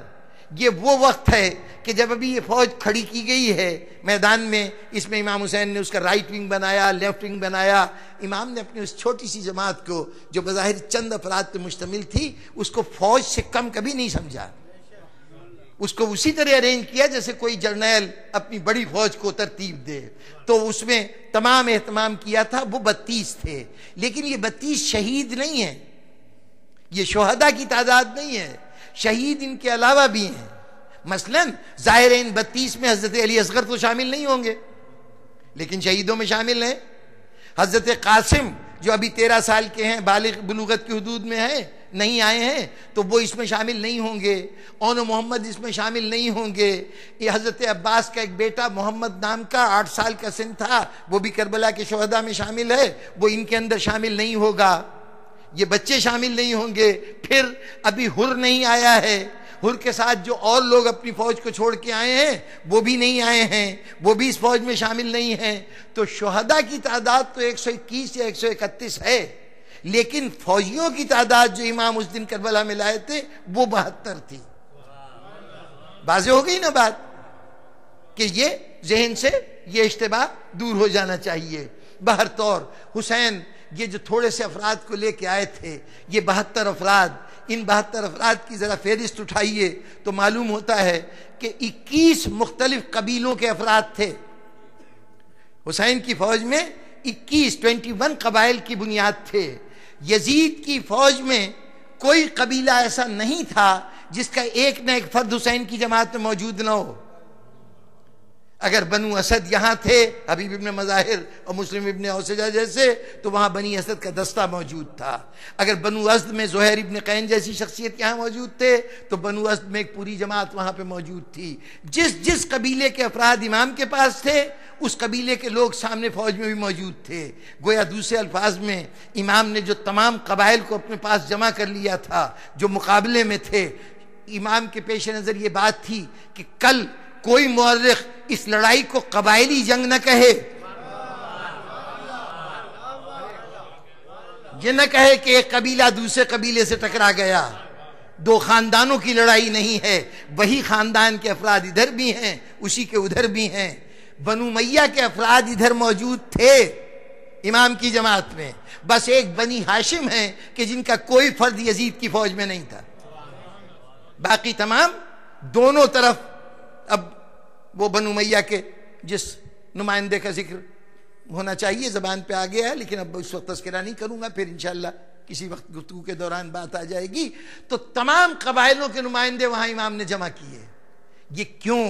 اس لیے کہ واقعہ کربلا چھپنے نہ پائے۔ جب یہ قبیلوں کے افراد مارے جائیں گے تو کوئی اس کو دو گروہوں کی لڑائی کہہ کے آسانی سے بھول نہیں جائے گا۔ جس قبیلے کے جوان مارے گئے ہیں وہ یقیناً جاننا چاہیں گے یہ واقعہ کیسے ہوا، کیوں کر ہوا۔ اب مورخ کوشش بھی کرے، سامعین محترم، بہت سی اسلام نے، معاف کیجیے گا 2 لمحوں کی اور ایک زحمت دے دوں، ایک پورا وہ بھی موضوع گفتگو ہے لیکن بہت اختصار سے، کسی تحریر یا تقریر کو بچانے کے لیے بہترین صورت یہ تھی کہ ان کو امین ہاتھوں کے سپرد کر دیا جائے، محافظ بٹھا دیے جائیں، کہ ہم جو بچانے کا تصور ہوتا ہے نا کسی چیز کے ڈیفنس کا، تو اس کے لیے ہوتا ہے کہ اس کے گرد کوئی حصار، کوئی دیوار کھڑی کر دی جائے، اس طرح بچایا جائے۔ قرآن مجید کو قیامت تک بچانا تھا، اس کے لیے دنیا اسلام میں اللہ کے حبیب نے بالکل نئی ٹیکنیک استعمال کی۔ اس سے پہلے چیزیں بچائی جاتی تھیں، پنڈتوں کو اپنے وید بچانے تھے تو انہوں نے کہا کہ یہ شودر کی زبکان تک بھی نہ پہنچنے پائیں، پنڈتوں نے اس کو اپنے قبضے میں کر لیا۔ بنی اسرائیل کو اپنے انبیاء کی کتابیں بچانی تھیں تو وہ ان کے مذہبی رہنماؤں کے قبضے میں آ گئیں۔ عوام الناس کو صرف چند دعائیں بتائی جاتی تھیں جس کو پڑھ کر وہ اپنی عبادت سر انجام دے سکیں، اصل کتابیں ان معزز اور محترم طبقے کے پاس ہوتی تھی جس کو ان کے احبار کہیے، ان کے علماء کہیے، ان تک وہ محدود رہتی تھی۔ اسلام نے قرآن مجید کو بجائے اس طرح کہ چند افراد کے ہاتھ میں دے دے اور کہے کہ تم اس کی حفاظت کرو، اس قرآن کو اتنا عام کر دیا، اتنا عام کر دیا کہ اب اگر اس میں کوئی تحریف کرنا بھی چاہے تو دنیا کی کوئی طاقت نہیں کرنے دے گی۔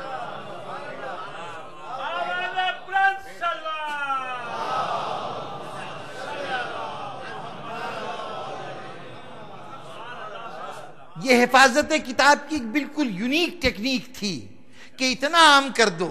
اب یعنی قرآن مجید یہ کہہ رہا ہے کہ ان کنتم فی ریب مما نزلنا علی عبدنا فاتوا بسورۃ من مثلہ ودعوا شہداءکم۔ دیکھو اگر تم سمجھتے ہو کہ اس میں کوئی شک کی بات ہے کہ یہ خود پیغمبر بنا کے اپنے طور پہ یہ عبارت تمہارے سامنے پیش کرتے ہیں تو جاؤ، جا کے جتنے ہو عرب مل کے آؤ، اپنے جتنے مددگار ہیں ان سب کو بلا لو اور اس کی ایک سورے کا جواب لکھو۔ غور فرمائیے کہ اس میں جو چیلنج کیا جا رہا ہے، اس چیلنج کا لازمی تقاضا کیا ہے کہ کم سے کم اتنا تو ہوگا کہ پہلے کافر وہ سورہ پڑھے گا جس کا اس کو جواب لکھنا ہے۔ اب اگر اس سورے میں خود رسول بھی کوئی ترمیم کرنا چاہیں، کسی سورے میں کوئی رد و بدل کرنا چاہیں تو فوراً وہ کافر آ کے کہے گا تم تو کہہ رہے تھے اللہ کا کلام ہے، اب اس کو بدل رہے ہو۔ یہی ہوگا نا۔ رسول نے اتنا عام کر دیا ہے کہ نہ غیر اس میں ترمیم کر سکتا ہے نہ اپنا ترمیم کر سکتا ہے۔ کسی چیز کی حفاظت کی یہ نئی ٹیکنیک تھی جو اس سے پہلے دنیا ناواقف تھی۔ حسین نے اسی ٹیکنیک کو کربلا میں برتا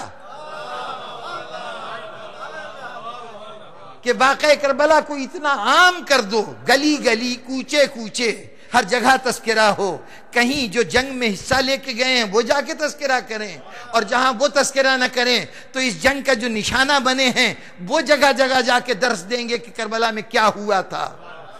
اب قیامت تک مورخ آتا رہے، واقعہ کربلا کو تبدیل کرنے کی کوشش کرتے رہے، حکومتیں اپنے طور پر زور لگاتی رہیں کہ واقعہ نگاہوں سے چھپ جائے، لیکن حسین نے اس کو سورج کی طرح اتنا روشن کر دیا ہے کہ جہاں جہاں اس کی دھوپ پہنچ رہی ہے وہاں وہاں واقعات کی تفصیل پہنچ رہی ہے۔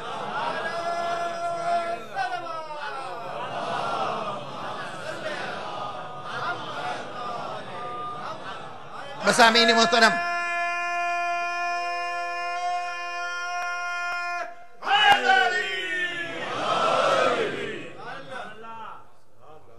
کل آپ کا ورکنگ ڈے ہے، اس لیے طول کلام کی کوئی گنجائش نہیں ہے۔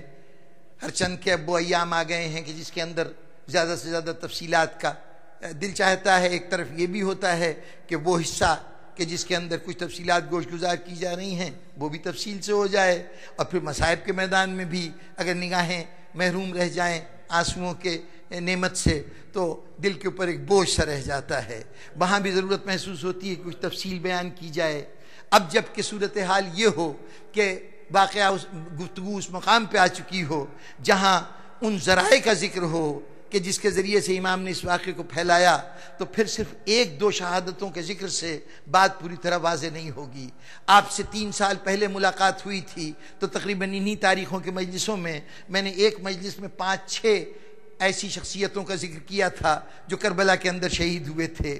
2-4 نام یوں کہیے کہ اس میں اور اضافہ کر دوں کہ حسین کے جانثار کیسے کیسے تھے اور کس کس انداز سے جام شہادت نوش کیا ہے. وہ کل کوفے والوں کا تذکرہ ہوا تھا نا، ان کوفے والوں کا جو پیغام لے کے امام تک پہنچتے تھے، ان میں سے 2 شخصیتیں، ایک کا نام تھا مسر ابن قیس سیداوی اور ایک کا نام تھا سعید ابن عبداللہ حنفی. سعید ابن عبداللہ حنفی آخری قاصد ہیں جو کوفے والوں کی طرف سے امام کے پاس گئے ہیں یہ پیغام لے کے کہ آپ کوفے آئیے، ہم آپ کے لیے اپنے گھروں کے دروازے کھولتے ہیں، اور آپ جو یزید کے آپ کے قتل کا درپے ہے تو ہم آپ کی حفاظت کی ذمہ داری لیتے ہیں. ان کا وہی ایٹیچیوڈ ہے جو اسلام کے ابتدائی دنوں میں مدینے والوں کا تھا رسول اللہ صلی اللہ علیہ وسلم کے لیے، کہ آپ مدینے تشریف لے آئیں، ہم اپنے گھروں کو آپ کے لیے پناہ گاہ بناتے ہیں، کفار کے ظلم و ستم سے بچائیں گے. یہ ان کا وعدہ تھا مدینے والوں کا. یہی وعدہ کر رہے ہیں کوفے والے. تو چنانچہ جب امام کوفے سے جب مکے سے چلنے لگے تو مسر ابن قیس سیداوی جو کچھ شیعوں کے خطوط لے کر امام کے پاس آئے تھے، انہیں بھیجا کہ تم جاؤ اور جا کے کوفے والوں کو اطلاع دے دو کہ حسین روانہ ہو چکے ہیں اور اب جلدی یہاں پہنچنے والے ہیں، تم لوگ اپنے وعدے کی تکمیل کے لیے تیار ہو جاؤ. مسر ابن قیس سیداوی سفر تیزی سے طے کرتے ہوئے امام سے آگے جب کوفے کے قریب پہنچے تو ابن زیاد کی فوجوں کو چاروں طرف پہرے پہ بٹھا دیا گیا تھا. اب تمام راستوں کی کڑی نگرانی ہو رہی تھی کہ نہ حسین کے پاس کوئی جانے پائے، نہ حسین کا کوئی آدمی کوفے آنے پائے. چنانچہ مسر ابن قیس سیداوی گرفتار ہو گئے. گرفتار کر کے ابن زیاد کے سامنے پیش کیا گیا. ابن زیاد نے پوچھا کیا کرنے آئے ہو؟ کہا امام حسین علیہ السلام نے مجھے اہل کوفہ کے پاس پیغام دے کے بھیجا ہے. کہا اچھا تو تم قاصد ہو حسین کے، تم حسین سے عقیدت رکھتے ہو؟ اس نے کہا ہاں عقیدت رکھتا ہوں. کہا نہیں، آج اگر زندگی بچانا چاہتے ہو تو تمہارے لیے ایک ہی حل ہے کہ ممبر پہ جاؤ اور امام حسین کے لیے نازیبا الفاظ استعمال کرو، نعوذ باللہ آپ کی ذات پہ لعنت کرو. وہ بڑے اطمینان سے اپنی جگہ سے اٹھا. مسر ابن قیس سیداوی اٹھا. اب لوگ یہ دیکھنا چاہتے ہیں کہ حسین کا قاصد آج حسین کا کس طرح برے الفاظ میں تذکرہ کرتا ہے. پورے سکون کے ساتھ چلتا ہوا گیا، ممبر پہ جا کے کھڑا ہو گیا. کہا اہل کوفہ سن لو کہ تم نے حسین کو بلایا تھا، حسین نے تمہاری دعوت کو قبول کر لیا ہے اور اب وہ کوفے کی طرف آ رہے ہیں. انہوں نے تمہاری دعوت کو قبول کر لیا ہے، اب تم اپنے وعدے کی تکمیل کرو. اور اس کے بعد فوراً آگے بڑھ کے کہا ابن زیاد اپنے جلاد سے کہ میرا سر قلم کر دے.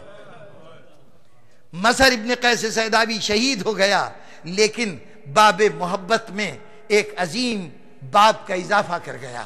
کتاب محبت میں، کتاب وفا میں ایک عجیب باب کا اضافہ کر گیا. یہ ایک شخصیت تھی. دوسرا ایک قاصد سعید ابن عبداللہ حنفی. یہ سعید ابن عبداللہ حنفی امام کے ساتھ چلے اور امام کے ساتھ ساتھ کربلا تک پہنچے. کربلا میں ہوتے ہوتے وہ وقت آیا جسے وقت ظہر کہا جاتا ہے.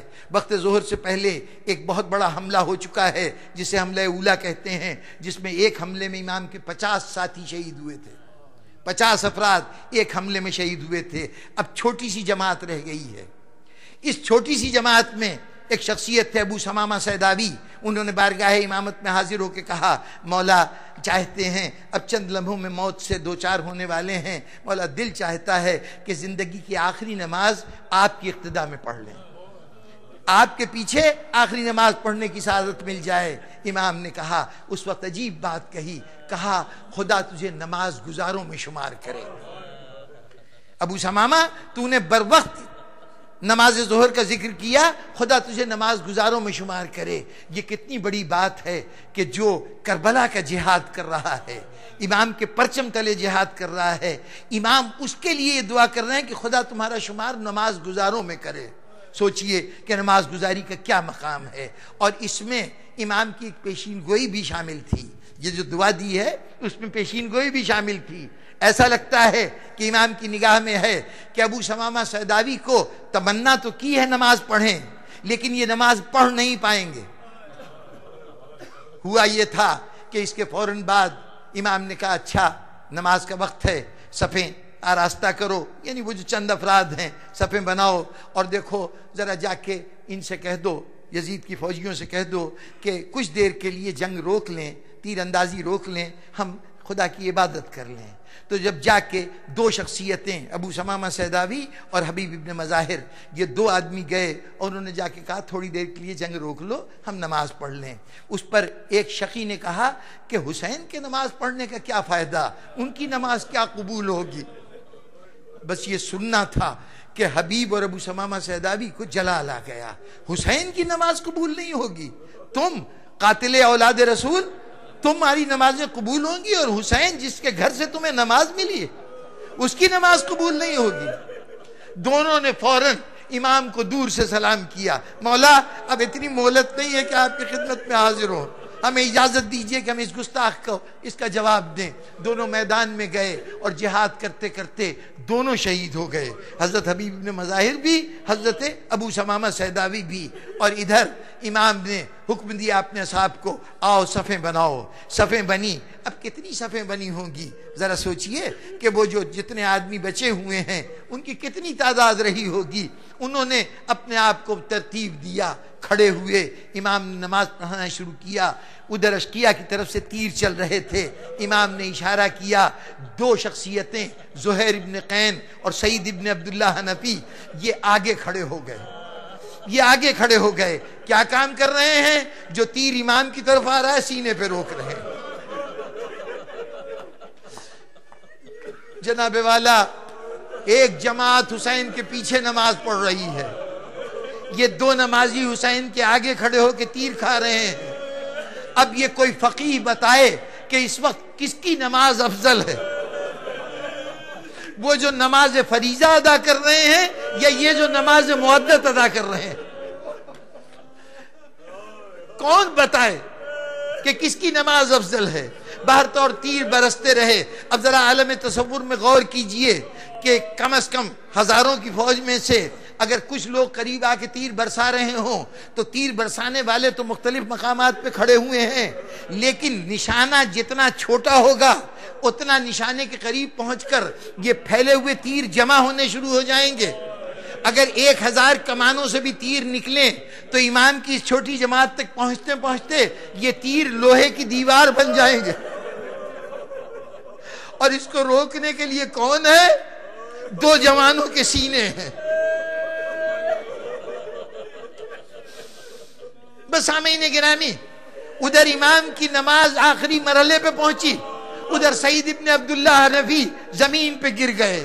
گویا دنیا سے تو بہت پہلے گزر جاتے، لیکن امام کو محفوظ رکھنے کا جذبہ تھا کہ قوت ارادی بن کے ان کو سامنے کھڑا کیے ہوئے تھے۔ ایک مرتبہ گرے اور گر کے عجیب سوال کیا۔ بس سامعین گرامی، یہاں ایک اور بہت بڑا مسئلہ حل ہو جاتا ہے۔ کیا سوال کیا؟ پوچھا، مولا کیا میں نے حق ادا کر دیا؟ ایمانداری سے کہیے، امام کے پیچھے جو نماز پڑھ رہے تھے، امام کے پیچھے جو نماز پڑھ رہے تھے، کسی کا لباس لہو سے تر تھا، کسی کے جسم کے زخم سے خون جاری تھا، نماز بھی نماز خوف پڑھی گئی ہوگی، وہ نماز نہیں کہ جو عام طور پر نماز پڑھی جاتی ہے، اشاروں سے نماز پڑھی گئی ہوگی۔ کسی نمازی کے ذہن میں یہ خیال آ سکتا ہے خدا جانے میری نماز قبول ہوئی کہ نہیں ہوئی؟ ان حالات میں پڑھی جانے والی نماز کسی کے دل میں شک پیدا ہو سکتا ہے کہ خدا جانے قبول ہوئی کہ نہیں ہوئی، لیکن حسین کے کسی نمازی نے نہیں پوچھا مولا میری نماز ہو گئی کہ نہیں ہوئی۔ اور ادھر ایک جوان ہے کہ حسین کی حفاظت کرتے ہوئے جسم چھلنی ہو چکا ہے، اب بس ہونٹوں پر اتنی طاقت رہ گئی کہ امام سے سوال کر سکے۔ چند لمحوں میں روح قفس انصری سے پرواز کر جائے گی۔ اب جان سے اور بڑھ کر اور کیا چیز ہے جو حسین پہ نثار کی جائے؟ وہ جان نثار کرنے والا وہ پوچھ رہا ہے مولا میں نے حق ادا کر دیا؟ کیوں نہیں انہوں نے پوچھا؟ اور کیوں اس نے پوچھا؟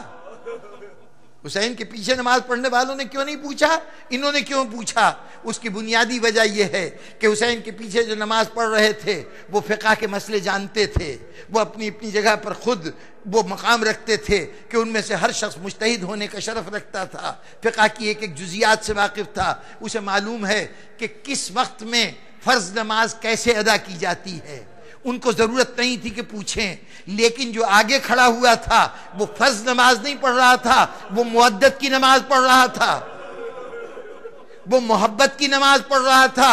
محبت اور مودت میں فقیہ کے فتوے معیار نہیں بنتے، توضیح المسائل سے جواب نہیں ملتا، بلکہ وہاں اگر کوئی جواب دے سکتا ہے، یہ بتا سکتا ہے کہ تمہارا عمل صحیح تھا کہ نہیں، وہ محبوب بتا سکتا ہے جس کی محبت کا دعویٰ ہو۔ محبت کا جج صرف محبوب ہوا کرتا ہے، اس لیے پوچھ رہے مولا میرا عمل قبول ہو گیا؟ حسین نے کہا ہاں سید ابن عبداللہ حنفی تم نے حق ادا کر دیا۔ حسین نے کہا تھا، لیکن حسین کے اس قول کی تصدیق کی ضرورت تھی، اور وہ تصدیق کیسے ہوئی؟ سید ابن عبداللہ حنفی زمین پہ پڑے ہوئے ہیں، حسین سرہانے کھڑے ہوئے ہیں، ابھی کہا ہے تو نے حق ادا کر دیا۔ ایک مرتبہ سید کہتے ہیں مولا یہ کیا دھوپ ختم ہو گئی؟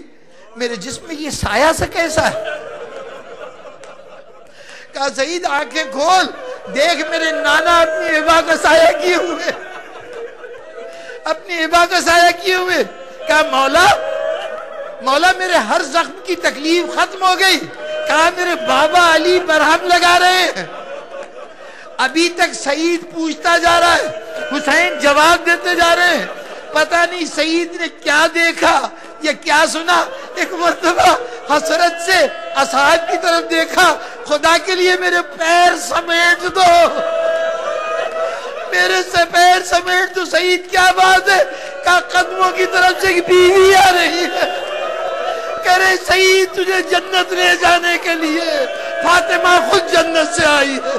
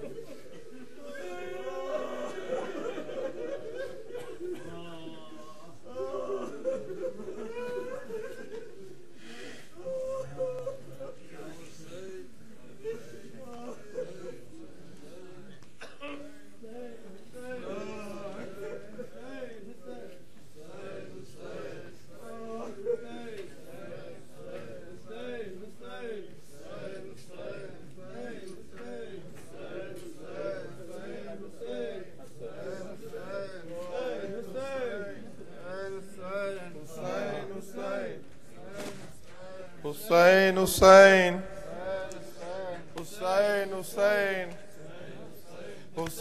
حسین حسین حسین حسین حسین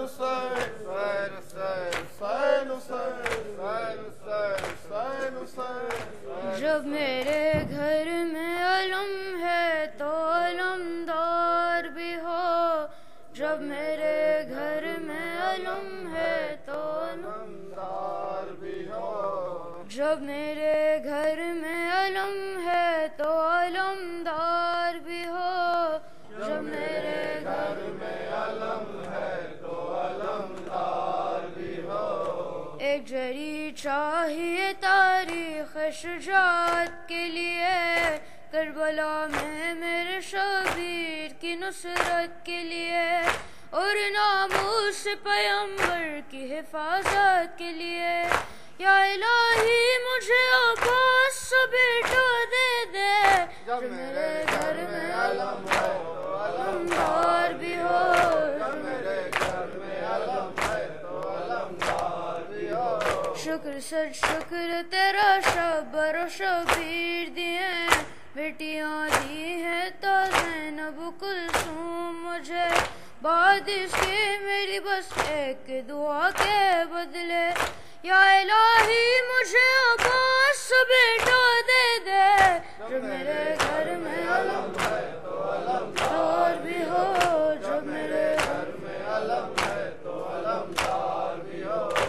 آئینہ صبر شجاعت کا بنانا میرا، ہو بہو میری ہی تصویر ہو بچہ میرا، اس کو دیکھوں تو نظر آئے سراپا میرا، یا الہی مجھے عباس بیٹا دے دے، جو میرے گھر میں علم ہے تو علمدار بھی ہو، جو میرے گھر میں علم ہے تو علمدار بھی ہو، کوئی بھی یار و مددگار اگر ہو جائے، التجا بہر مدد اپنی زباں پر لائے، مجھ کو آواز کوئی دے وہ مدد کو آئے، یا الہی مجھے عباس بیٹا دے دے، جب میرے گھر میں علم ہے تو علمدار بھی ہو، جب میرے گھر میں علم ہے تو علمدار بھی ہو، زندگی جس کی گزر جائے علمداری میں،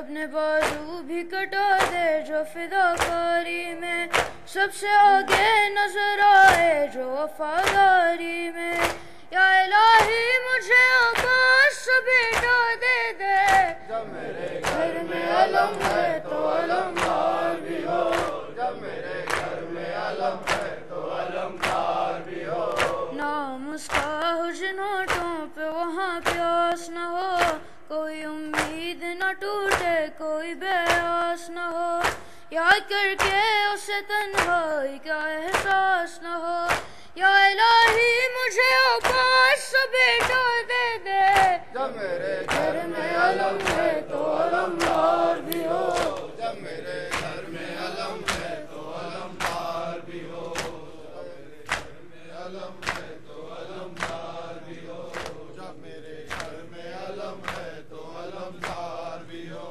جب میرے گھر میں علم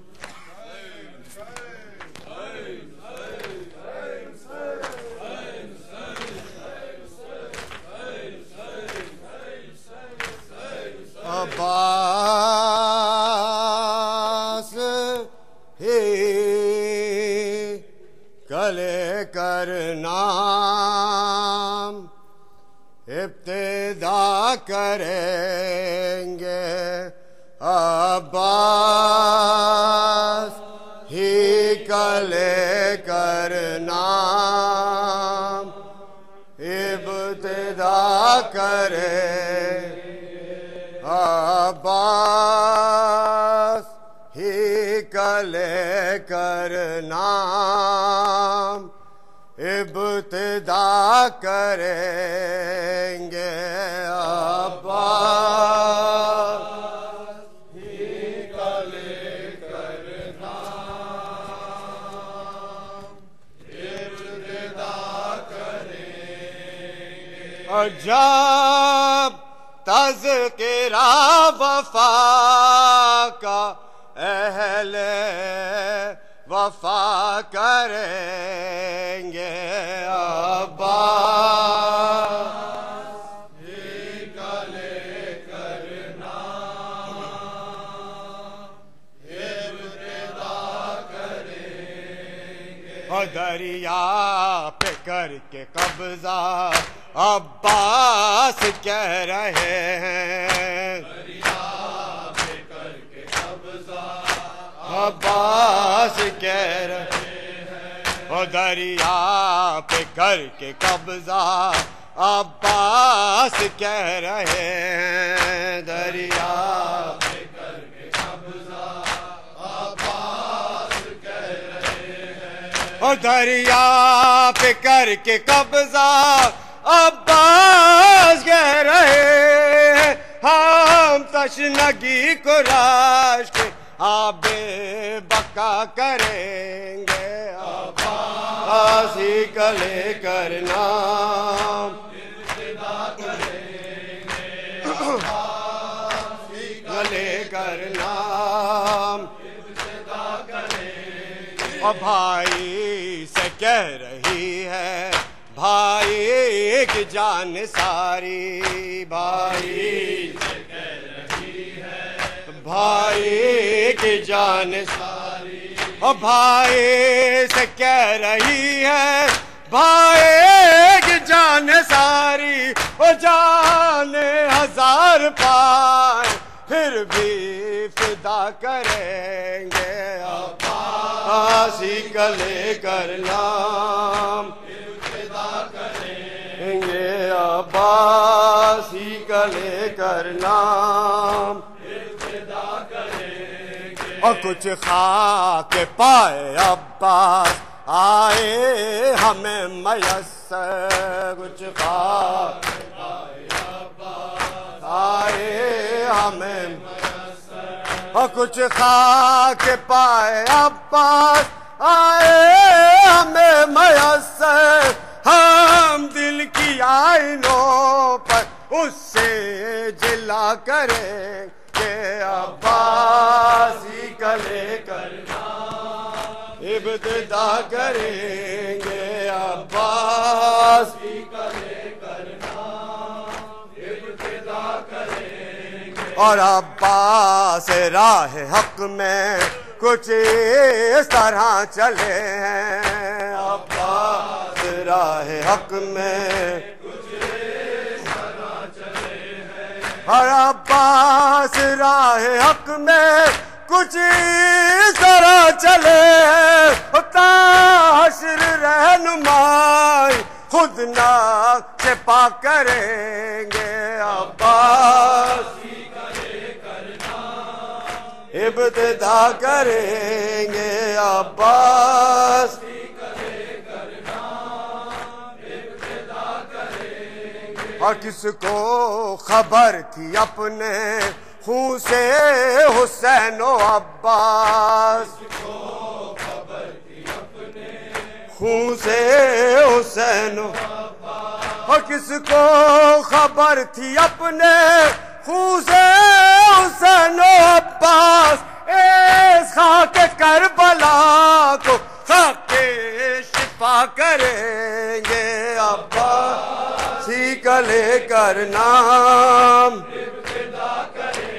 کہ عباس ہی کا لے کر نام ابتدا کریں گے۔ اور مشقی ذبح چکا ہے بازو بھی کٹ چکے ہیں، مشقی ذبح چکا ہے بازو بھی کٹ چکے ہیں، اور مشقی ذبح چکا ہے بازو بھی کٹ چکے ہیں، آپ خیمہ گاہ میں جا کر عباس کیا کریں گے، عباس ہی کا لے کر نام ابتدا کریں گے، عباس ہی کا لے کر نام ابتدا کریں گے۔ اور پائے عروج ہم نے عباس کی غلامی، پائے عروج ہم نے عباس کی غلامی، او پائی عروج ہم نے عباس کی غلامی، آپ اور عظمتوں کو ہم لے کے کیا کریں گے، عباس ہی کا لے کر نام ابتدا کریں گے، عباس ہی کا لے کر نام ابتدا کریں گے۔ حسین حسین حسین حسین نہ ہو کہوں خدا کرے دل سے غم حسین نہ ہو کہوں خدا کرے دل سے غم حسین نہ ہو کہوں خدا کرے دل سے غم حسین نہ ہو کہوں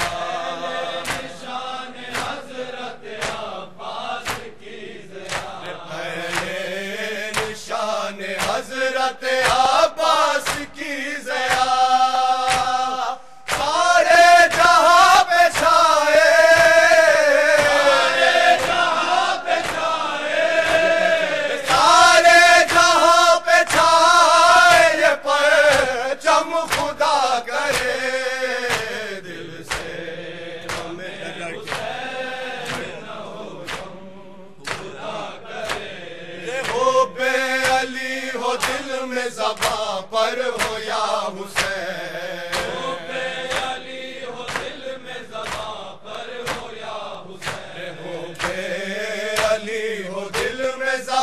پر ہو یا حسین، جو وقت نظر نکلے،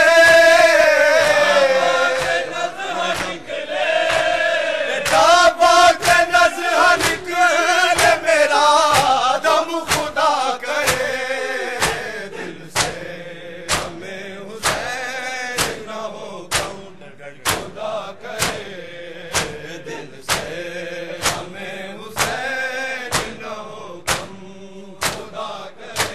ہمیں ڈر کے کہہ رہے تھے یہ آپس میں سب لئی، ڈر کے کہہ رہے تھے یہ آپس میں سب لئی، ڈر کے کہہ رہے تھے یہ آپس میں سب لئی، آپاس ہو نہ نہر پہ،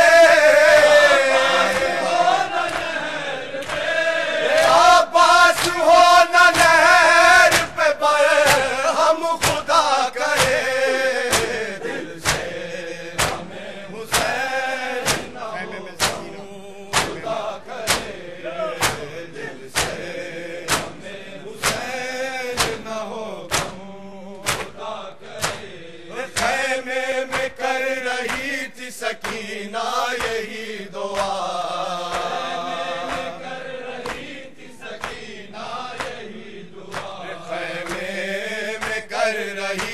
سکینہ یہی دعا، آ جائے خیریت سے،